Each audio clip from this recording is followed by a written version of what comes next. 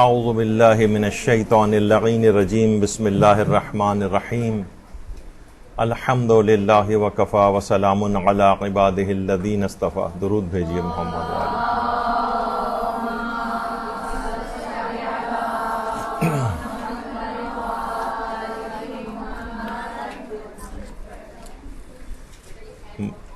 ماہ رمضان المبارک کی آمد ہے اور اس رمضان میں اپنے آپ کو ہم ایک بہترین مومن کے طور پر تبدیل کیسے کر سکتے ہیں. تو یہ بہت اہم اس کا ایک نقطہ ہے کہ پورا رمضان اسی طریقے سے گزر جائے اور انسان اپنے آپ کو تبدیل نہ کر سکے.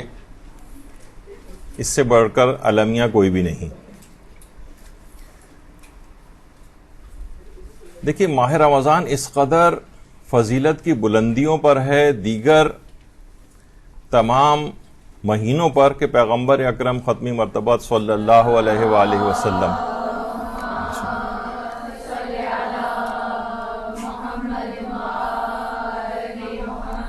فرماتے ہیں کہ بندگان خدا کے درمیان محمد صلی اللہ علیہ وآلہ وسلم کی حیثیت ایسی ہی ہے جیسی مہینوں کے درمیان ماہ رمضان کی حیثیت. یعنی اس قدر عظیم مہینہ آ رہا ہے کہ اس کی حیثیت دیگر مہینوں پر اس طرح سے ہے جیسے پیغمبر اکرم کی تمام مخلوقات پر. تو اس کا احساس کرنا چاہیے، اس کے استقبال کی شایان شان تیاریاں کرنی چاہیے. اور یہی وجہ ہے کہ صحیفہ سجادیہ میں امام سجاد علیہ السلام فرماتے ہیں اللہم صلی علی محمد وآل محمد،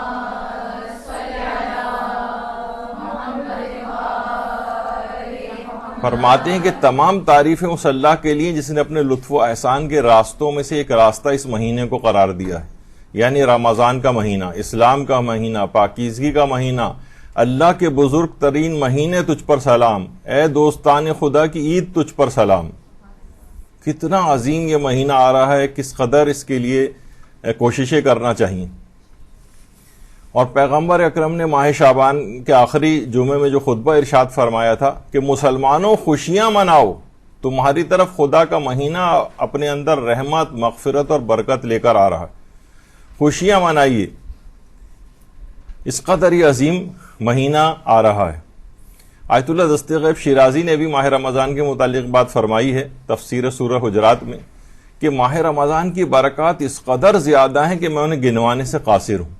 بس یہی کہا جا سکتا ہے کہ مسلمانوں سجدے شکر ادا کرو اور سجدے میں کہو خدایا تیرا شکر ہے کہ مجھ پر موت نہیں آئی اور ایک بار پھر عید اولیاء کو حاصل کرنے میں کامیاب ہو گیا. کتنے افراد ایسے ہیں جو پچھلے رمضان تک زندہ تھے اور آج موجود نہیں ہیں، اور کتنے ہوں گے کہ جو اس سعادت کو اس رمضان میں دوبارہ حاصل کریں گے. خوشیاں منانی چاہیے، سجدے شکر کرنا چاہیے کہ اس قدر ایک عظیم مہینہ آپ کے سامنے آ رہا ہے. اور یہی وجہ ہے کہ ہمارے امام موسیٰ کاظم علیہ الصلوۃ والسلام یہ فرماتے ہیں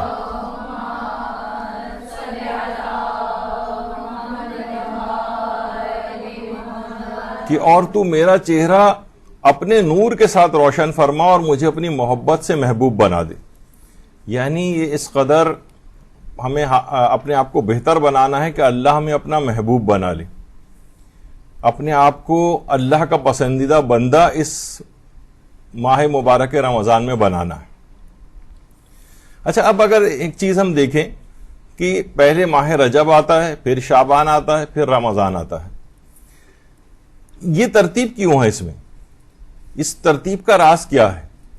دیکھیے، آیت اللہ جمال الدین گلپائیگانی یہ ایک ایسے مجتہد تھے کہ یہ زیادہ تر اکثر اوقات کے اندر وادی السلام کے قبرستان جاتے تھے اور قبروں میں مردوں ان کی چشمے برزخی کھلی ہوئی تھی اور عذابوں کا اپنی آنکھوں سے مشاہدہ بھی کرتے تھے.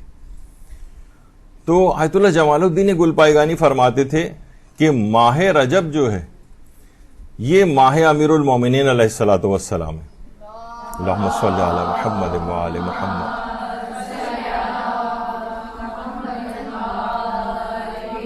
اور ماہ شعبان جو ہے وہ رسول اللہ کا مہینہ ہے. ان کے لیے بھی درود بھیجیے. اللہم صلی علی محمد وآل محمد.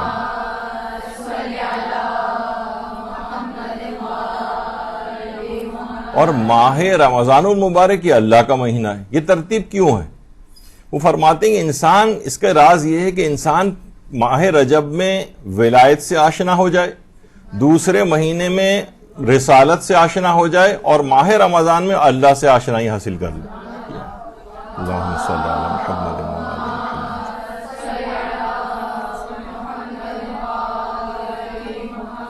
اچھا، اب اتنی محنت سے روزے رکھے جائیں گے، کتنا کنسنٹریشن ہماری اس بات پر ہونی چاہیے کہ یہ روزے اللہ کی بارگاہ میں قبول ہو جائیں.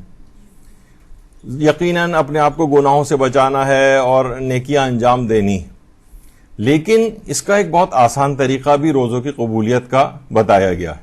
یعنی ہم کیا ایسا کریں کہ ماہ رمضان کے روزے ہمارے قبول ہو جائیں. آیت اللہ روح اللہ قرہی یہ فرماتے ہیں کہ روزوں کی قبولیت کے لیے امام زمانہ علیہ السلام سے دستخط کروائیے. اللہم صلی علی محمد وعلی محمد.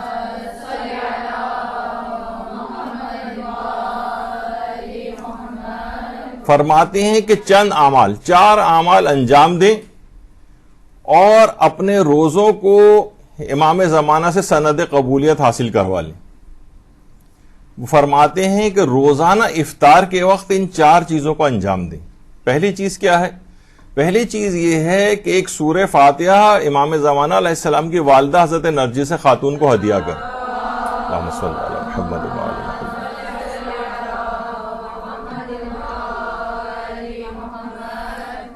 وقت افطار ایک سورہ فاتحہ حضرت نرجس خاتون سلام اللہ علیہ کی خدمت میں ہدیہ فرمائیے.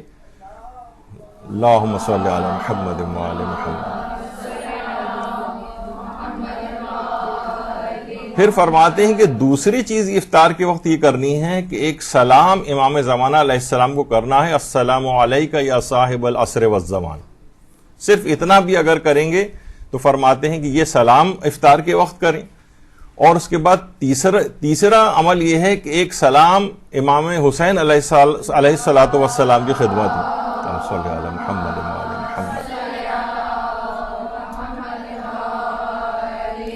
السلام علیکہ یا ابا عبداللہ الحسین. بس یہ کہہ دیں. یہ 3 مختصر اعمال. اور چوتھا فرماتے ہیں کہ دعائے سلامتی امام زمانہ اللہم کن لولیک الحجت والی دعا یہ وقت افطار پڑھیں. آیت اللہ روح اللہ قرہی فرماتے ہیں ان کاموں کو انجام اگر آپ دیں گے تو آپ کا دل حرم الہی بن جائے گا. اور یعنی ہم فرماتے ہیں کہ ایسے کاموں کو ہمیں انجام دینا چاہیے کہ جس سے ہمارا دل حرم الہی بنے. اور حضرت امیر المومنین علیہ الصلوۃ والسلام نے جب پیغمبر اکرم سے اللہم صلی علی محمد وعلی محمد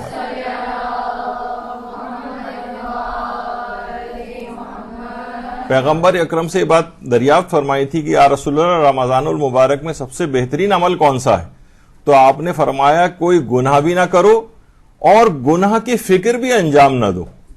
گناہ کی فکر تک نہیں کرو، سوچو بھی نہیں گناہ کے متعلق. دیکھیے رمضان المبارک میں ہماری یادوں اور سوچوں میں ہر وقت پروردگار عالم رہنا چاہیے، حتیٰ کہ کھانے پینے کی فکرات میں بھی نہ ہو. ہمارے کچھ بعض جان پہچان والے ایسے ہیں جو اپنے آفیسز میں 1 گھنٹہ 2 گھنٹے تک بیٹھ کے افطاری کی باتیں کرتے ہیں. تو بہرحال چلیں وہ کبھی کبھار یہ چل جاتا ہے اس طرح سے، لیکن یہ کہ ہر وقت یعنی دماغوں میں یعنی دوپہر کے 3 بجے کے بعد سے لے کر افطاری کی فکر ہی سر پہ سوار ہو جائے، نہیں. یہ بہترین عبادات کا مہینہ ہے، اللہ کو یاد کرنے ka مہینہ، اور خاص طور پر امام زمانہ علیہ الصلوۃ والسلام کی یاد.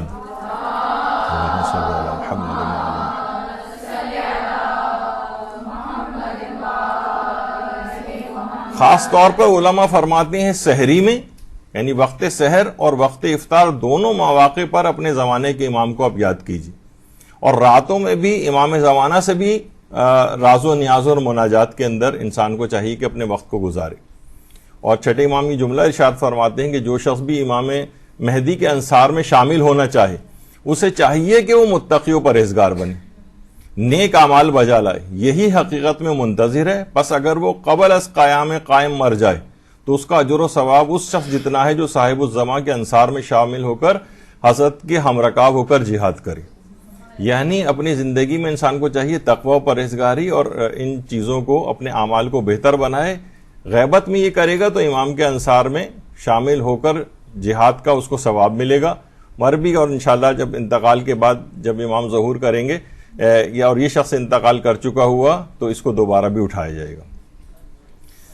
تو یہ تمام چیزیں انتہائی اہم ہیں اس لحاظ سے کہ اچھا اس پورے ماہ رمضان المبارک میں کوشش یہ کریں کہ اس میں اپنے بچوں کو بھی فلی اپنے گھر کے جو کسی کے اپنے ذاتی بچے ہوں یا اور گھر میں بہن بھائی ہوں یا اور اس طرح سے خاندان کے، کوشش کریں کہ عبادات میں ان کو اپنے ساتھ رکھیں. عام طور پر اب یہ ہونے لگا ہے کہ بچے جو ہیں وہ موبائل فونوں کی دنیا میں گم ہیں یا اور چیزوں کے اندر ہیں، اور صرف بڑے جو ہیں وہ چیزیں انجام دے رہے ہیں. بچوں کو بھی مستقل یہ عمر ان کی ایسی ہے کہ اس میں اپنے ساتھ ساتھ رکھنا ہے. کتنے لوگ ہیں کہ جو اس طرح سے اپنے بچوں کو اپنے ساتھ رکھتے ہیں، نمازیں ان کے ساتھ جو ہے وہ پڑھتے ہیں. گھر میں ایک عجیب ایک روح پرور اور روحانی قسم کا ماحول ہوتا ہے. مائیں روزے کے احکام اور دیگر چیزیں جو ہے اپنے چھوٹے بچوں کو جو ہے وہ تعلیم کریں، گھر میں کس قسم کا ایک ماحول جو ہے وہ بنائیں. اس طرح صرف ماؤں کی ذمہ داری نہیں ہے بلکہ باپوں کی بھی ذمہ داری ہے، والد کی بھی ذمہ داری ہے کہ گھر میں اپنا پارٹ پلے کرے اور دین کے احکام وغیرہ کے لیے. اور یہ بھی روایات کے اندر یہ بات بھی بیان ہوئی ہے کہ پیغمبر اکرم صلی اللہ علیہ وآلہ وسلم ارشاد فرماتے ہیں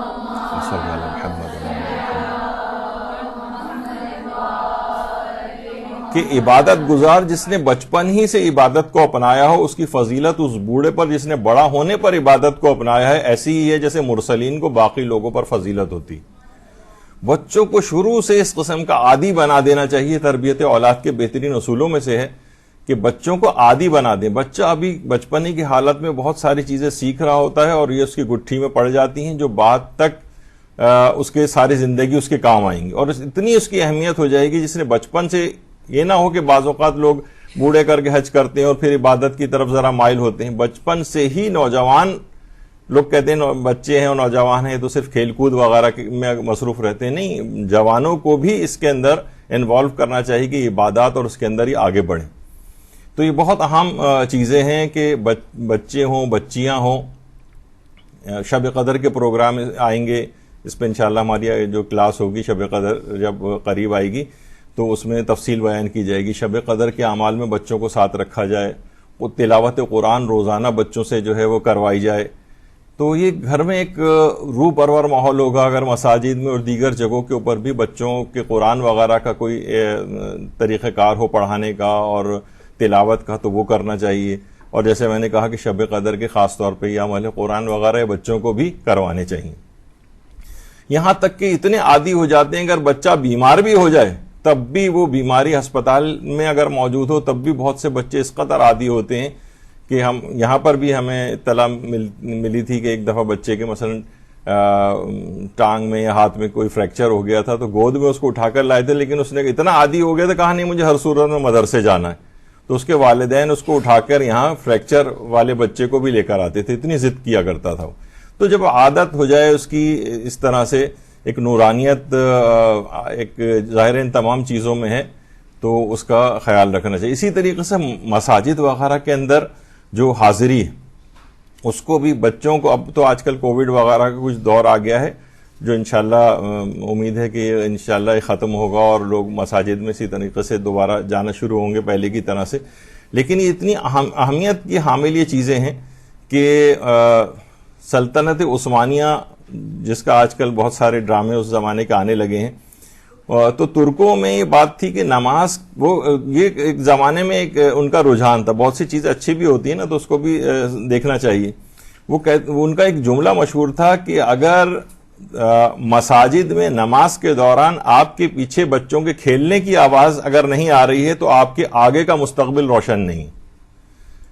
یعنی اس میں فقہی احکام وغیرہ الگ ہیں کہ اتنے کم سن بچوں کو نہ لے کر آئیں کہ جو مسجد کا تقدس وغیرہ کو جو ہے خراب کریں، لیکن تھوڑا سا بھی سمجھدار بچہ ہے تو ہمارے ہاں عام طور پر ڈسکریج کیا جاتا ہے بچوں کو مساجد میں لانے سے. کوئی ایک آدھ آ بھی جائے تو بچہ کوئی بڑوں کی طرح سے بڈھا تو نہیں ہے نا کہ وہ بالکل اسٹل ہو کے بیٹھے گا، تھوڑی بہت حرکت کرے گا، ادھر ادھر بھی دیکھے گا، کوئی بات نہیں. اس کو بچوں کو مساجد سے روشناس کرانا چاہیے. اس کے بعد دوسرا یہ ہے کہ اپنی زبان کی حفاظت رمضان المبارک میں کرنے کی مشق کرنی چاہیے، تاکہ اس کے بعد جو عام زندگی استقبال یعنی رمضان کے بعد جو گزرے گی اس زندگی میں بھی اس زبان کے اوپر ویسے ہی کنٹرول رہے جس طریقے سے اس روزے کی حالت میں ہوتا ہے۔ دیکھیں زبان کی حفاظت میں زبان، کیونکہ روزہ اعضاء و جوارے کا بھی روزہ ہوتا ہے، زبان کا بھی روزہ ہے، آنکھوں کا بھی روزہ ہے، ہاتھوں کا بھی روزہ ہے، پاؤں کا بھی روزہ ہے، دل کا بھی روزہ ہے، دماغ کا بھی روزہ ہے۔ جب بھی شاعر نے کیا خوب شعر کہا ہے نا کہ اعضاء تمام صوم میں رہتے ہیں روزے دار، روزے ہزار رکھتے ہیں ہم ایک ماہ میں۔ یعنی کیونکہ ہر عضو روزے سے ہے تو ہمارا صرف ایک روزہ شمار نہیں ہوگا، بلکہ دل کا بھی روزہ ہے، زبان کا بھی روزہ ہے، آنکھوں کا بھی روزہ ہے، ہاتھ پاؤں اعضاء و جوارے سب کا روزہ ہے، تو گویا 1000 روزے ہم ایک ماہ کے اندر رکھ رہے ہیں۔ اب وہ جملہ بھی یہ لطیفہ بہت مشہور ہے نا کہ بیٹا اپنا اپلیکیشن فارم بھر رہا تھا اور باپ سے کہا کہ والد گرامی اس کے اندر ایک کالم یہ ہے مدر ٹنگ، اس میں کیا لکھوں؟ تو والد نے کہا لکھ دو بیٹا ویری لانگ۔ تو اب یہ تمام چیزیں اس طرح کی ہیں کہ گھروں کے اندر بہت زیادہ زبان درازیاں چل رہی ہوتی ہیں، تقریباً گھر کا ہر فریق ہی اس کے اندر اپنا پارٹ پلے کر رہا ہوتا ہے اور اپنی زبان کی حفاظت نہیں کر رہا ہوتا ہے۔ تو اس لحاظ سے ضرور اس میں اپنے آپ کو امپروو کرنے کی کوشش کرنی چاہیے اس ماہ رمضان میں، کہ زبان کی حفاظت رہے، غیر ضروری طور پر کیوں انسان اپنی زبان کو جو ہے وہ آلودہ کرے۔ روایات میں یہ بات آئی ہے، حضرت فاطمہ الزہرا سلام اللہ علیہا پیغمبر اکرم سے نقل فرماتی ہیں اللہم صلی علی محمد وآل محمد، کہ میری امت کے بدترین افراد وہ ہیں جو کہ مختلف قسم کی نعمتوں سے گزر بسر کرتے ہیں اور رنگا رنگ قسم کی غذائیں کھاتے ہیں اور الگ الگ طرح کے رنگا رنگ کپڑے پہنتے ہیں اور جو منہ میں آتا ہے بولتے رہتے ہیں۔ یعنی فضول گفتگو کرنے والے، فضول بکواس کرنے والے امت کے بدترین افراد قرار دیے گئے۔ تو اپنے گھروں کو دیکھنا چاہیے کہ اس طرح کی کوئی گفتگو، کیونکہ باقی تمام شرائط اس میں پائی جا رہی ہیں، نعمتوں میں گزر بسر بھی ہو رہی ہے، بہترین غذائیں بھی کھا رہے ہیں، بہترین لباس بھی پہن رہے ہیں، تمام عیش و عشرت کی چیزیں اور بہترین چیزوں کو استعمال کر رہے ہیں، لیکن کیا ہے کہ اپنی زبان کو خراب کیا ہوا، جو منہ میں آیا بولتے رہتے ہیں۔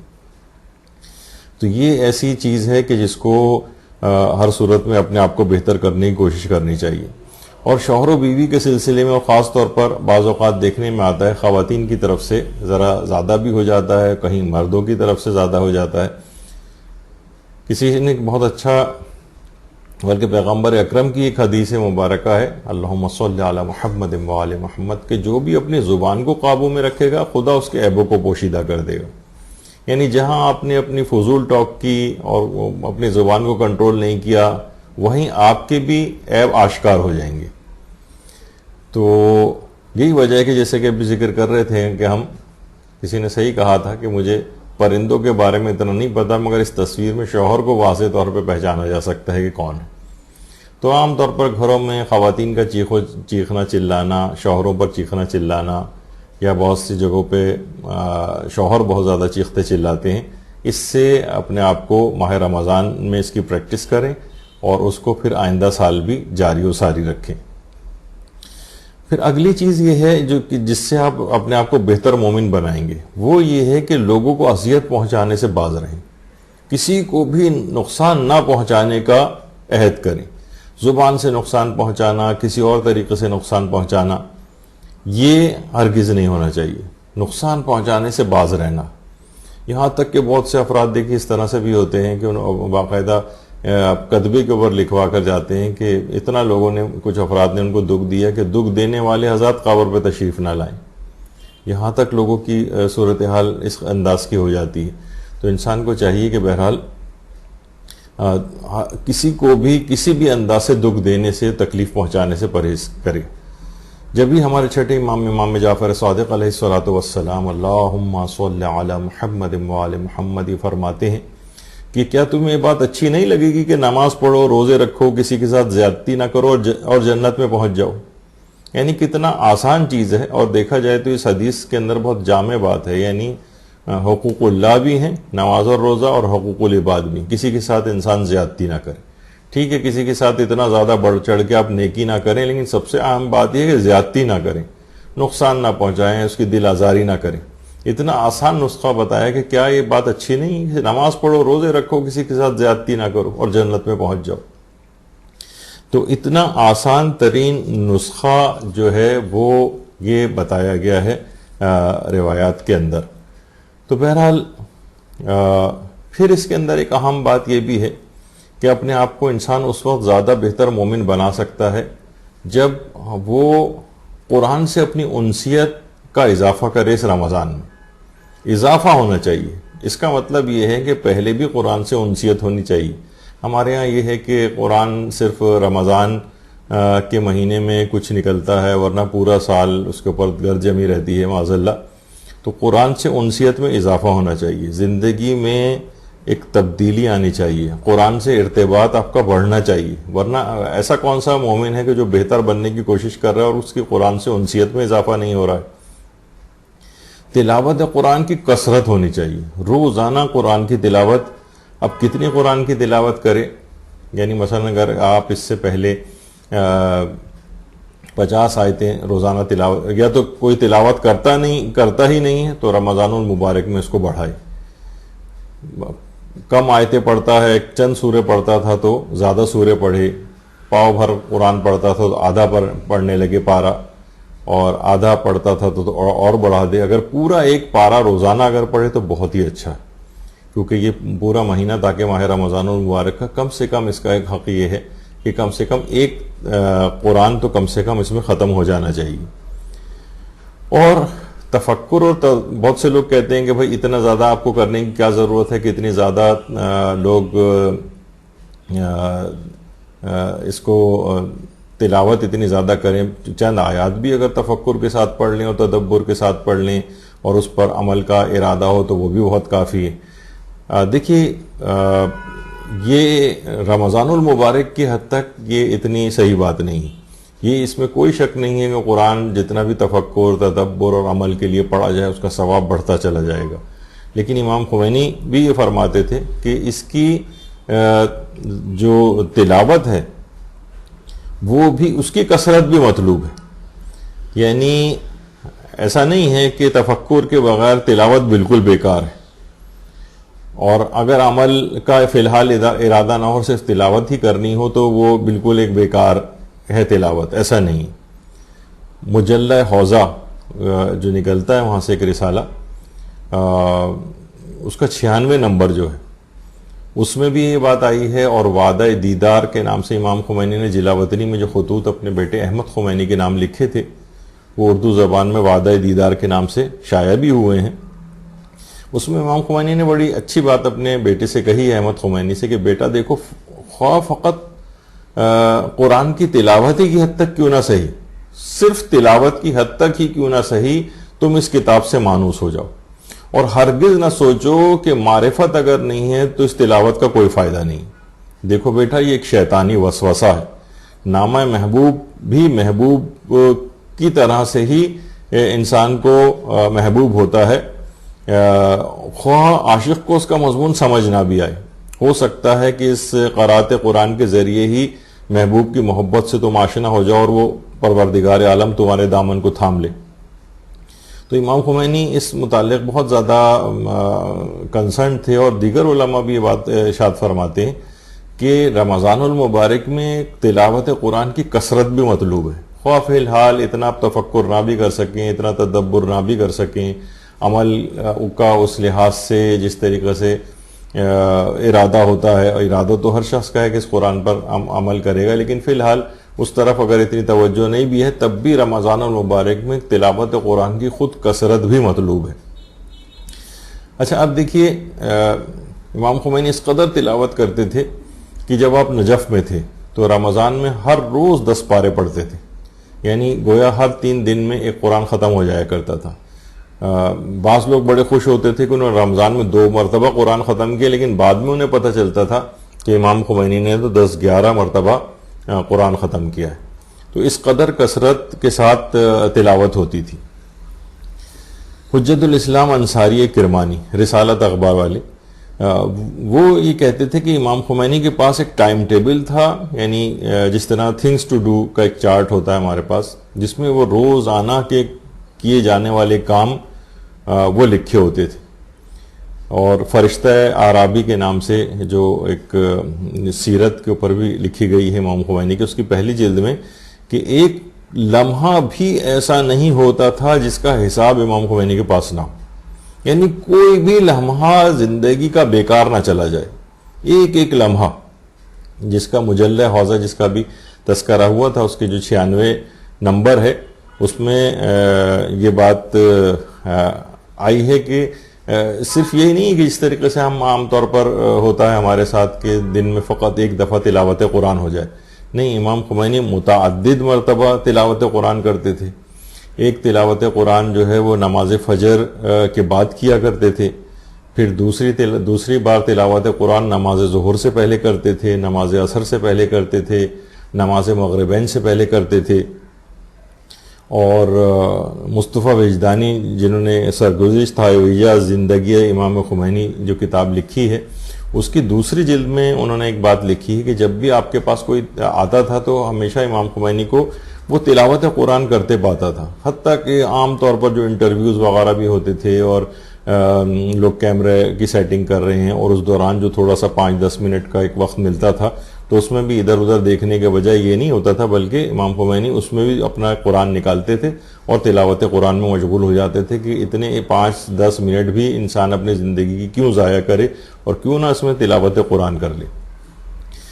امام خمینی کی جو بہو ہیں فاطمہ طباطبائی، جو کہ احمد خمینی کی زوجہ محترمہ ہیں، وہ یہ فرماتی ہیں کہ جس وقت ان کی آنکھوں کی تکلیف ہوئی تھی اور تمام ڈاکٹرز نے بھی امام خمینی کو منع کر دیا تھا کہ دیکھیے اس وقت آپ آنکھوں کا استعمال نہ کریں، حتیٰ کہ قرآن کی تلاوت بھی دیکھ کر نہ کریں، تو ڈاکٹروں نے منع کر دیا تھا. تو امام خمینی نے یہ بات ہی کہی تھی کہ دیکھو، اگر آنکھیں ہوں اور انسان قرآن ہی نہ پڑھ سکے تو پھر ایسی آنکھوں کا کیا فائدہ. تو امام خمینی بیماری کی حالت میں بھی جو ہے وہ قرآن کی بہت زیادہ اہمیت کے قائل تھے، تلاوت کی. اور جیسے کہ ابھی آپ نے سنا کہ رمضان المبارک میں 10 قرآن جو ہے وہ ختم کر لیا کرتے تھے. اور یہی طریقہ رہبر معظم آیت اللہ خامنہئی کا بھی ہے کہ جب بھی کبھی موقع ملتا ہے ایک چھوٹا قرآن ہمیشہ ان کی جیب میں ہوتا ہے، اسے نکالتے ہیں اور اس کی تلاوت شروع کر دیتے ہیں اگر تھوڑا وقت بھی کہیں پر اس انداز سے ملتا ہے.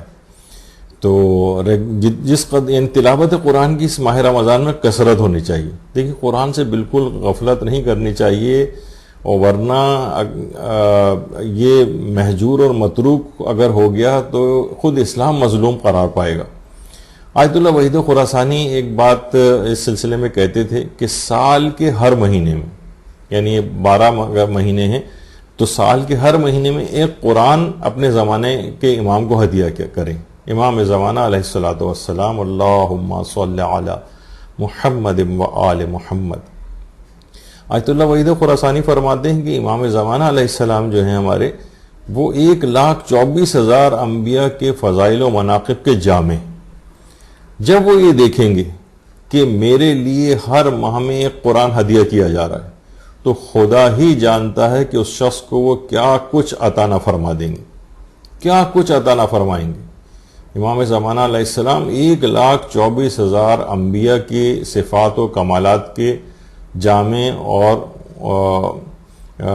ان کے فضائل کے جامع، کیا کچھ یہ عطا نہ فرمائیں گے جب یہ دیکھیں گے کہ یہ شخص ہر مہینے قرآن مجھے ہدیہ کرتا ہے. اور خاص طور پر اب دیکھیے کہ ابھی کچھ دن باقی ہیں ہمارے پاس، اگر روزانہ ایک پارہ تلاوت کرتے ہوئے جائیں تو جب شب 23 رمضان آئے گی، یعنی شب قدر، اس میں جب جو قرآن مکمل ہو جائے اس کے بعد اسے جناب رسول خدا صلی اللہ علیہ وآلہ وسلم کو، حضرت امیر المومنین علیہ الصلوۃ والسلام کو، شہزادی فاطمۃ الزہرا سلام اللہ علیہ کو، تمام ائمہ معصومین علیہم السلام کو، جس میں امام زمانہ علیہ الصلوۃ والسلام بھی ہیں، ان تمام جو شخصیات ہیں ان کو ہدیہ کیا جائے. بلکہ تمام انبیاء و مرسلین کو ہدیہ کیا جا سکتا ہے. شہدائے کربلا کو ایک ہی قرآن جو آپ ختم کریں گی وہ ہدیہ کیا جا سکتا ہے، شہداء اور صدیقین کو ہدیہ کیا جا سکتا ہے، اپنے آباء و اجداد کو، بلکہ ان کو ہدیہ کرنے کے بعد ان کی بارگاہ سے جو تحفہ اور ہدیہ ملے ثواب کا اور فضیلتوں کا اور رحمتوں کا، وہ اپنے تمام مرحومین کو بھی ہدیہ کیا جا سکتا ہے، بلکہ حضرت آدم سے لے کر قیامت تک کے تمام آنے والے مومنوں مومنات کو بھی ہدیہ کیا جا سکتا ہے۔ اس قدر ان کی بارگاہ سے رحمتیں عطا ہوں گی۔ تو ابھی ہمارے پاس وقت ہے، یعنی روزانہ ایک پارہ تلاوت کرتے ہوئے جائیں اب سے لے کر، تو شب قدر میں ایک قرآن مکمل طور پر ختم ہو سکتا ہے، اور ان تمام عظیم شخصیات کو، اولیاء خدا کو یہ ہدیہ کیا جا سکتا ہے اس قرآن کا۔ تو نہ جانے یہ کیا کچھ نہیں عطا فرمائیں گے۔ اسی طرح سے دیکھیں معصومین کو تلاوت قرآن ہدیہ کرنے کا کتنا اجر و ثواب ہے۔ علی ابن مغیرہ کہتے ہیں، بحر الانوار کی جلد نمبر 95 کی روایت ہے کہ میں ایک دفعہ امام موسیٰ کاظم علیہ السلام کی خدمت میں حاضر ہوا، اور میں نے عرض کیا کہ میرے والد گرامی نے، یعنی امام جعفر صادق علیہ السلام نے آپ کے جد سے ہر رات کو ختم قرآن کے سلسلے میں سوال کیا تھا۔ میرے والد نے آپ کے جد یعنی امام موسیٰ کاظم کے والد گرامی، ان سے ایک سوال کیا تھا کہ ہر رات کو ختم قرآن وہ کرتے تھے، تو انہوں نے فرمایا تھا کہ رمضان المبارک میں جتنا بھی ممکن ہو اس قرآن کی تلاوت کو انجام دو۔ تو میرے والد رمضان میں 40 ختم قرآن کیا کرتے تھے، 40۔ اور والد صاحب کے بعد اب میں بھی اسی طرح کرتا ہوں، کبھی 40 سے کم قرآن ختم ہوتے ہیں، کبھی 40 سے زیادہ ختم ہو جاتے ہیں، اور یہ ڈیپینڈ کرتا ہے میری مصروفیت، فراغت اور ہمت اور حوصلے پر۔ اور جب عید فطر آتی ہے تو میں ایک ختم قرآن رسول اللہ کے لیے کرتا ہوں، ایک حضرت فاطمہ الزہرا سلام اللہ علیہا کے لیے کرتا ہوں، اور ایک دیگر ائمہ علیہم السلام کے لیے قرار دیتا ہوں، اللہم صلی علی محمد وآل محمد، یہاں تک کہ ایک ختم قرآن آپ کے لیے بھی قرار دیتا ہوں، 7ویں امام کے لیے۔ میرے لیے اس کا کیا ثواب ہے؟ تو آپ نے فرمایا تمہارے لیے جزا یہ ہے کہ تم قیامت میں ان افراد کے ساتھ ہوں گے۔ میں نے کہا اللہ اکبر، کیا مجھے یہ شرف ملے گا؟ تو امام علیہ السلام نے 3 بار فرمایا ہاں یقیناً تم کو یہ اجر ملے گا کہ تم اس طرح سے جب ختم قرآن کا ثواب ہدیہ کرو گے تو تم میدان قیامت میں ان عظیم شخصیات کے ساتھ ساتھ ہوں گے، اور جب ساتھ ہوں گے تو کسی بھی عذاب کا، کسی بھی پریشانی کا، کوئی وہاں مصیبت کا میدان قیامت میں کوئی دور دور تک شائبہ بھی نہیں ہوگا۔ تو اتنا اس کو بہت غنیمت سمجھنا چاہیے اس ماہ رمضان کو، کہ اس میں معصومین کو ایک پورا قرآن تلاوت کر کے ہدیہ کریں، تو انشاءاللہ ان تمام بزرگوار ہستیوں کے ساتھ میدان قیامت میں ان کا ساتھ نصیب ہوگا۔ اچھا، اب ایک بات اور بھی یہ رہے کہ قرآن کا دیکھیے ظاہری احترام بھی کرنا چاہیے۔ ہمارے ہاں تو اچھا خاصا پھر بھی ایک احترام ہے، لیکن بعض اوقات اتنا فوق العادہ احترام ہو جاتا ہے کہ وہ اس کو پڑھا بھی نہیں جاتا ہے، اور اتنی اونچی طاق پر کسی جگہ رکھ دیا جاتا ہے جس پر اکثر و بیشتر گرد بھی جمی ہوتی ہے کہ اس کو پڑھا ہی نہیں جاتا۔ اس قسم کا بھی احترام نہیں ہے۔ قرآن کا ظاہری احترام البتہ اس لحاظ سے کرنا چاہیے۔ امام خمینی کو اب دیکھیے، ان کی سیرت میں دیکھیے، علماء کی سیرت اسی وجہ سے بیان کرتے ہیں کہ لوگ عموماً جب ائمہ معصومین کی سیرت بیان ہوتی ہے تو سوچتے ہیں کہ کہاں ائمہ معصومین اور کہاں ہم لوگ، یہ واقعتاً یہی لوگ یہ سب چیزیں کر سکتے تھے، لیکن یہ جو ہمارے مراجع ہیں عام لوگوں کی طرح سے ہی، لیکن تقوی، پرہیزگاری اور علم سے اتنے مقام کو انہوں نے حاصل کیا ہے، تو یہ ہمارے لیے مشعل راہ ہے۔ ائمہ کی سیرت کا پرتو ہیں، یہ لوگ ان کے مطابق عمل کرتے ہیں، تو ہمیں بھی یہ ہوتا ہے کہ جب یہ لوگ عمل کر سکتے ہیں تو ہم بھی عمل کر سکتے ہیں۔ تو اب دیکھیے کہ اتنا ظاہری احترام کے طور پر بھی کہیں بیماری میں ہر وقت وضو کا باقی رہنا بھی مشکل ہو جاتا ہے، تو دستانے پہن کر تلاوت قرآن کرتے تھے کہ کہیں ایسا نہ ہو کہ بغیر وضو کے ہاتھ قرآن کے حروف پر ٹچ ہو جائے۔ اور اسی طرح سے یہ بھی ہوتا تھا کہ عام طور پر دیکھیے طالب علم وغیرہ بھی امام خمینی کے پاس ملاقات کے لیے آتے تھے، اور دینی طالب علموں کے پاس عام طور پر ایران میں یہ ہوتا ہے کہ ایک بڑا سا ایک بیگ ہوتا ہے جس میں کتابیں بھی ہوتی ہیں، ایک قرآن بھی چھوٹا سا ہوتا ہے، تو تو وہ اکثر آ کے ان کے سامنے زمین پر اس بیگ کو رکھ دیتے تھے. تو امام خمینی بہت اس پہ ناراحت ہوتے تھے اور کہتے تھے کہ دیکھو اس کو قرآن اس میں موجود ہے، زمین پہ نہ رکھو، بلکہ بلا فاصلہ خود ہی اٹھا لیتے تھے اور اٹھا کے کسی اونچی جگہ پر رکھتے تھے.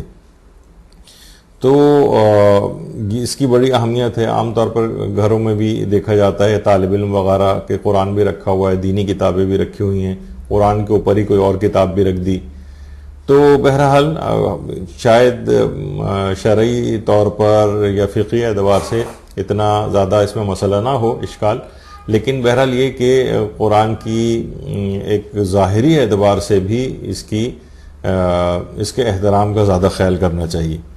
اور آیت اللہ بروجردی تو اس قدر اس کے قائل تھے قرآن کے ظاہری احترام کے بھی، وہ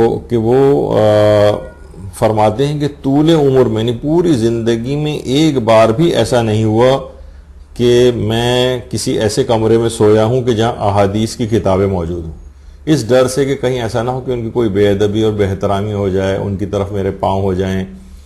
تو اس ڈر سے میں ساری زندگی کسی ایسے کمرے میں نہیں سویا. تو اگرچہ ہم سے اتنی زیادہ اس سلسلے میں ریکوائرمنٹ نہیں ہے شریعت کی، لیکن بہرحال یہ کہ ایک اندازہ رہے کہ ہمارے علماء اور مراجع کس حد تک اس سلسلے میں سختی کے قائل ہیں کہ احترام میں تھوڑی سی بھی جو ہے وہ کمی قرآن کے اعتبار سے نہ ہو.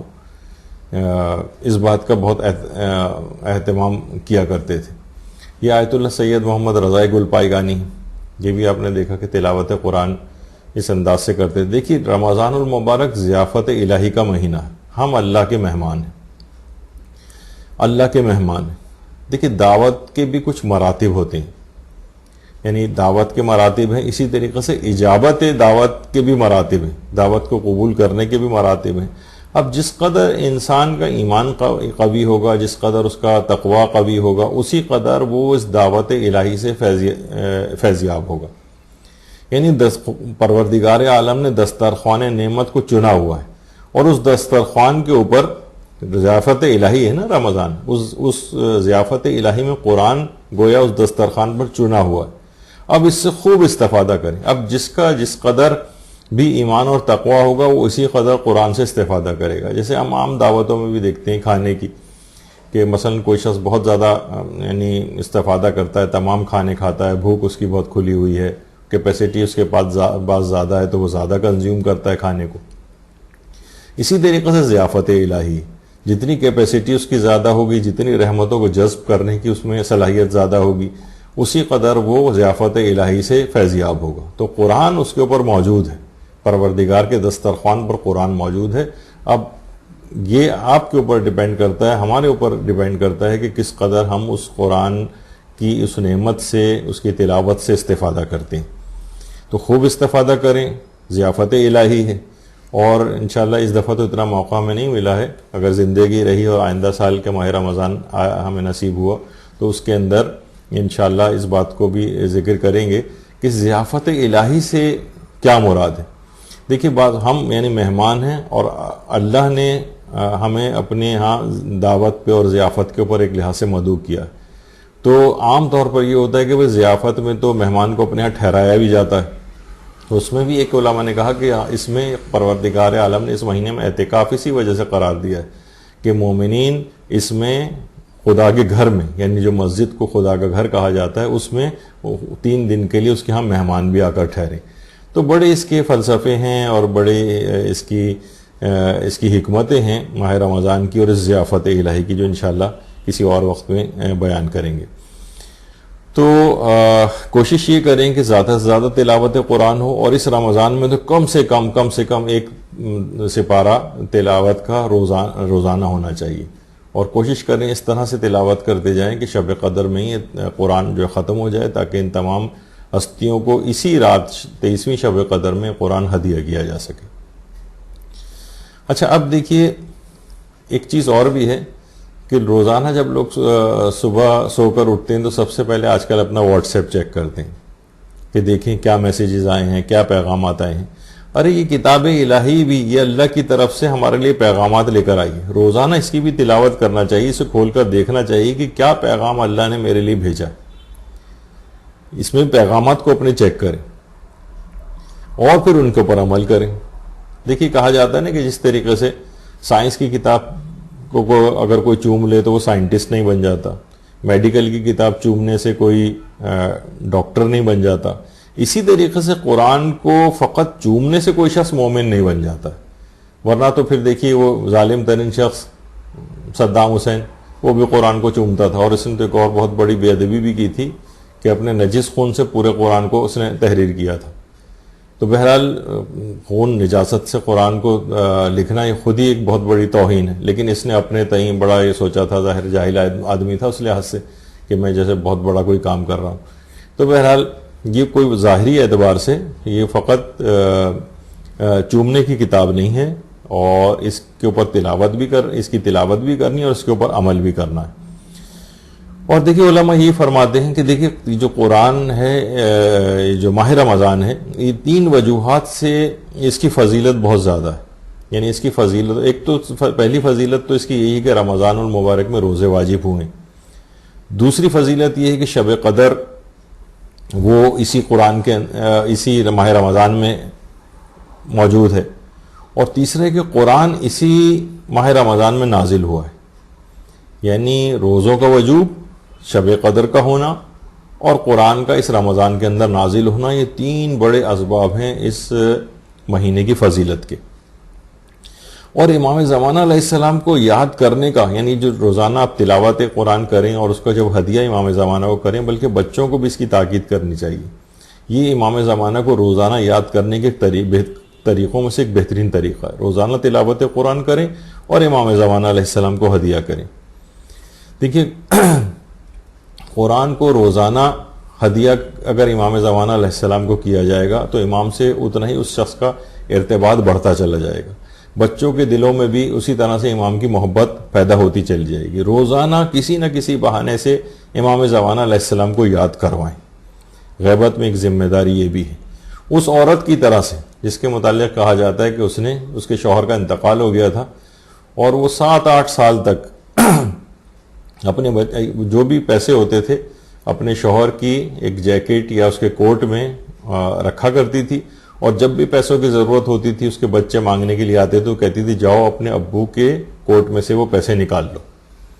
اب بچے جاتے تھے, ان کو یہ ہوتا تھا کہ ہمارے باپ کا کوٹ ہے, یعنی مختلف بہانوں سے تاکہ اپنے باپ کو فراموش نہ کر دیں, بھلا نہ بیٹھیں اس کو, اور ان کو یاد رہے اور ان کا باپ سے اپنے ایک تعلق باقی رہے.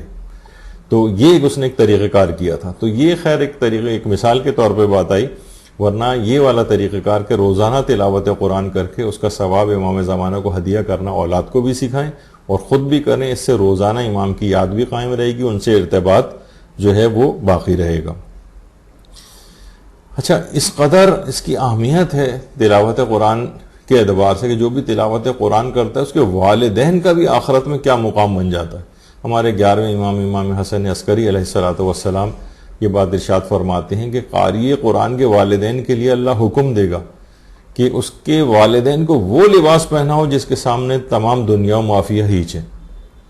اس وقت پوری مخلوق اس قاری قرآن کے والدین کی طرف دیکھے گی اور اس قدر ان کا احترام کرے گی کہ اس کے والدین کو خود اپنے اوپر تعجب ہونے لگے گا کہ آخر ہم نے ایسا کیا کام کیا. پتہ چلا کہ وہ ان کی اولاد نے جو تلاوت قرآن کی ہیں اس کی بنا پر ان کو اتنا عظیم مقام آخرت میں حاصل ہوگا کہ وہ خود حیران رہ جائیں گے. تو قرآن کی اس لحاظ سے بہت زیادہ اہمیت نہ صرف اپنے لیے بلکہ اس کے والدین تک کے لیے ہے. اچھا, قبر ویسے تو سیکھ کر جانا چاہیے قرآن یہیں سے, لیکن اگر کوئی شخص قرآن نہیں سیکھے تو اتنی اہمیت ہے کہ قبر تک میں قرآن کی تعلیم دی جائے گی.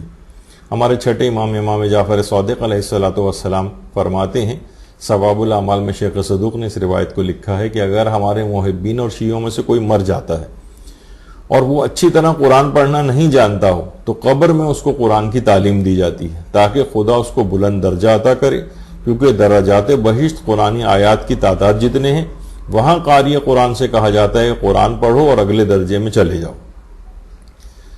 بعض علماء ہمارے گزرے ہیں حکایتوں میں ملتا ہے کہ ان کی تدفین کے بعد ان کی قبر سے بھی کئی روز تک تلاوت قرآن کی آواز آئی. تو بہرحال ایک تو ہے کہ قبر میں اگر کوئی شخص اس دنیا میں قرآن کو صحیح طور پر پڑھے بغیر، یعنی اس نے نہیں سیکھا، اول تو سیکھنے کی کوشش کرنی چاہیے. کتنے بزرگوں سے میں ایسے واقف ہوں جنہوں نے 70 سال 75 سال کی عمر میں قرآن پڑھنا شروع کیا، اور اس کے بعد ظاہر ہے کہ اتنا عرصہ نہیں لگتا، ایک پارہ بھی اگر صحیح طور پر کسی کو پڑھنا آ جائے تو پھر وہ اس کے لیے باقی قرآن کو پڑھنا اتنا دشوار نہیں ہوتا. تو تھوڑی کوشش کرنی چاہیے، چند مہینے لگا لیں اور اس دنیا ہی سے قرآن کو سیکھ کر جائیں، ورنہ ایک بہت بڑی محرومی ہوگی. اور پھر بہرحال اس کی کمپنسیشن قبر میں جا کر ہوگی کہ اس کے لیے الگ سے ایک اہتمام کیا جائے گا. یعنی ناقص اعتبار سے اس کو جنت میں نہیں داخل کیا جائے گا، بلکہ یہ ہے کہ اتنی اہمیت تھی اس کی کہ تم نے قرآن پڑھنا کیوں نہیں سیکھا تھا، تو اس قبر میں تم کو تعلیم دی جائے گی اور وہاں جا کر اپنے ان درجات کو بڑھاؤ. لیکن اس بات کی زندگی کے لحاظ سے یہ والی چیزیں جو اس دنیا دارالعمل ہے، اسی میں یہ سب چیزیں کر کے جانا چاہیے. اور یہ بھی ہے، دیکھیے قرآن کو پڑھنے سے کیا ہے کہ پورے قرآن ہی کا ایک تو جو ثواب ملتے ہیں، پھر اس کے اندر کچھ خاص سورہ ایسے ہیں، جیسے کہ ہمارا موضوع بھی ہے خود کو بہتر مومن کیسے بنائیں. تو اطاعت خدا میں مددگار سورہ دہر ہے. پیغمبر اکرم ختم مرتبہ صلی اللہ علیہ وآلہ وسلم یہ بات ارشاد فرماتے ہیں کہ جو بھی سورہ دہر کی باقاعدگی سے تلاوت کرے گا اس کا ضعیف نفس قوی ہو جائے گا. یعنی جب نفس قوی ہو جائے گا اس کا، تو اب وہ گناہوں کے اندر آلودہ نہیں ہوگا، اب وہ اس کو شیطان بہکا نہیں سکے گا، اور وہ خود کو بہتر سے بہتر مومن بناتا چلا جائے گا. یہ خدا کی اطاعت میں مددگار سورہ ہے. سورہ دہر کو الگ سے بھی اس ماہ رمضان کے اندر تلاوت کرنا چاہیے تاکہ آپ کا نفس اس دوران قوی ہو جائے اور ماہ رمضان گزرنے کے بعد اس کے اندر ضعف پیدا نہ ہو. یعنی عام طور پہ ہوتا ہے نا، جب رمضان گزر جاتا ہے اور طول سال جو پورا اگلا سال جو گزرتا ہے اگلے رمضان تک، تو انسان پھر سے انہی گناہوں میں آلودہ ہوتا چلا جاتا ہے. سورہ دہر کو اس نیت سے پڑھیں گے تو ضعیف نفس قوی ہو جائے گا اور خدا کی اطاعت کے اندر آپ کو آسانی ہوگی. تو جب خدا کی اطاعت میں جس قدر آگے بڑھیں گے اتنا ہی مومن اپنے مقام کو بہتر سے بہتر کرتا چلا جائے گا. تو یہ بہت اہمیت کا حامل ہے. اور گناہ کبیرہ سے اپنے آپ کو محفوظ کرنے کے لیے ہمارے 8ویں امام علی رضا علیہ الصلوۃ والسلام نے بھی ایک عمل تعلیم فرمایا ہے، جو کہ اصول کافی کی 2 جلد کے اندر بھی موجود ہے. یہ روایت کہ امام فرماتے ہیں کہ جو کوئی بھی عہد جوانی میں ہر رات سورہ فلق اور سورہ والناس 3 مرتبہ پڑھے اور سورہ اخلاص کو 100 بار پڑھے، اور اگر اتنا ممکن نہ ہو تو 50 مرتبہ پڑھ لے، تو اللہ اس کو ہر گناہ کبیرہ سے محفوظ فرمائے گا. اللہ اس کو ہر گناہ کبیرہ سے بچا لے گا. تو روزانہ یعنی عہد جوانی میں ہر رات سورہ فلق اور سورہ والناس 3 مرتبہ پڑھے اور سورہ اخلاص کو 100 مرتبہ پڑھے، اور اگر 100 دفعہ نہ پڑھ سکے تو 50 مرتبہ پڑھ لے. اللہ اس کو ہر گناہ کبیرہ سے اس انداز سے بچا لے گا. تو قرآن کی اس طرح سے جو سورے ہیں ان کی الگ خصوصیات ہیں. اچھا، خدا کی دیکھی نظر میں بہترین لوگ بھی وہی ہیں جو قرآن بہتر پڑھتے ہیں، اللہ کے دین کی سمجھ رکھتے ہیں. پیغمبر اکرم فرماتے ہیں جو متقی ہیں، نیکی کا حکم دیتے ہیں، برائیوں سے روکتے ہیں اور صلہ رحمی کا حق ادا کرتے ہیں. یعنی جو پروردگار عالم کے حقوق ہیں اور جو لوگوں کے حقوق ہیں، وہ دونوں آپ نے دیکھا کہ اس روایت کے اندر موجود ہے. اور قرآن کا الگ سے بھی تذکرہ آیا اور قرآن کو بہتر طریقے سے پڑھنے کا تذکرہ آیا. قرآن کو بہتر پڑھتے ہیں. تو قرآن کی ایک بڑی اہمیت ہے اس لحاظ سے. اور رات و دن کا بہترین ساتھی حضرت امیر المومنین علیہ الصلوۃ والسلام ارشاد فرماتے ہیں کہ تمہارا شب و روز کا ساتھی قرآن ہونا چاہیے. قرآن ہونا چاہیے، یعنی شب و روز کا ساتھی ہو. کوئی ایک وقت نہ ہو کہ مثلا انہوں نے 5-7 منٹ پڑھ لیا اس کے بعد نہیں. دن کے مختلف اوقات میں آپ تلاوت قرآن کریں. کبھی دیکھ کر نہ پڑھ سکیں تو یاد جو سورہ ہوں کم سے کم انہی کی تلاوت، جو زبانی یاد ہو ان کی تلاوت کرتے رہیں. کبھی بھی ہوتا ہے کہ انسان کہیں ویٹنگ لاؤنج میں ہوتا ہے، کہیں ڈاکٹر کا اپوائنٹمنٹ ہے، کسی جگہ جانا ہے، بس میں بیٹھنا ہے، سفر طے کرنا ہے، کتنی چیزیں ایسی ہیں، تو اس میں جتنی اس کو سورہ یاد ہیں ان کی تلاوت کرتا جائے. شب اور اس کا ساتھی قرآن ہونا چاہیے. اور دیکھیے پیغمبر اکرم صلی اللہ علیہ وآلہ وسلم نے یہ بات ارشاد فرمائی کہ علی قرآن کے ساتھ ہے اور قرآن علی کے ساتھ ہے. دونوں ایک دوسرے سے کبھی جدا نہیں ہوں گے حتیٰ کہ دونوں حوض کوثر پہ پہنچیں گے. علی شیخ توسی میں بھی یہ روایت ہے. یعنی قرآن علی کے ساتھ ہے، علی قرآن کے ساتھ ہے۔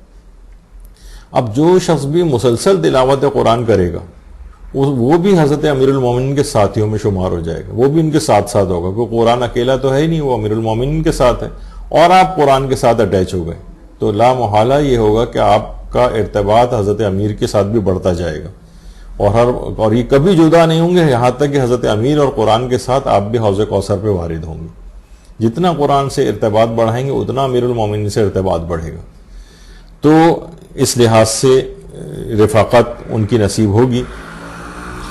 اچھا، اور یہ بھی ہے چیز کہ دیکھیے، جس پیغمبر فرماتے ہیں کہ جس کسی کی باتیں قرآن ہوں اور مسجد اس کا گھر ہو، خدا اس کے لیے جنت میں گھر بنائے گا۔ باتیں بھی قرآن سے، یعنی بات میں قرآنی آیات کو آپ کوٹ کریں، قرآن کے اندر یہ بات آئی ہے، اپنی گفتگو کے اندر قرآن ہونا چاہیے۔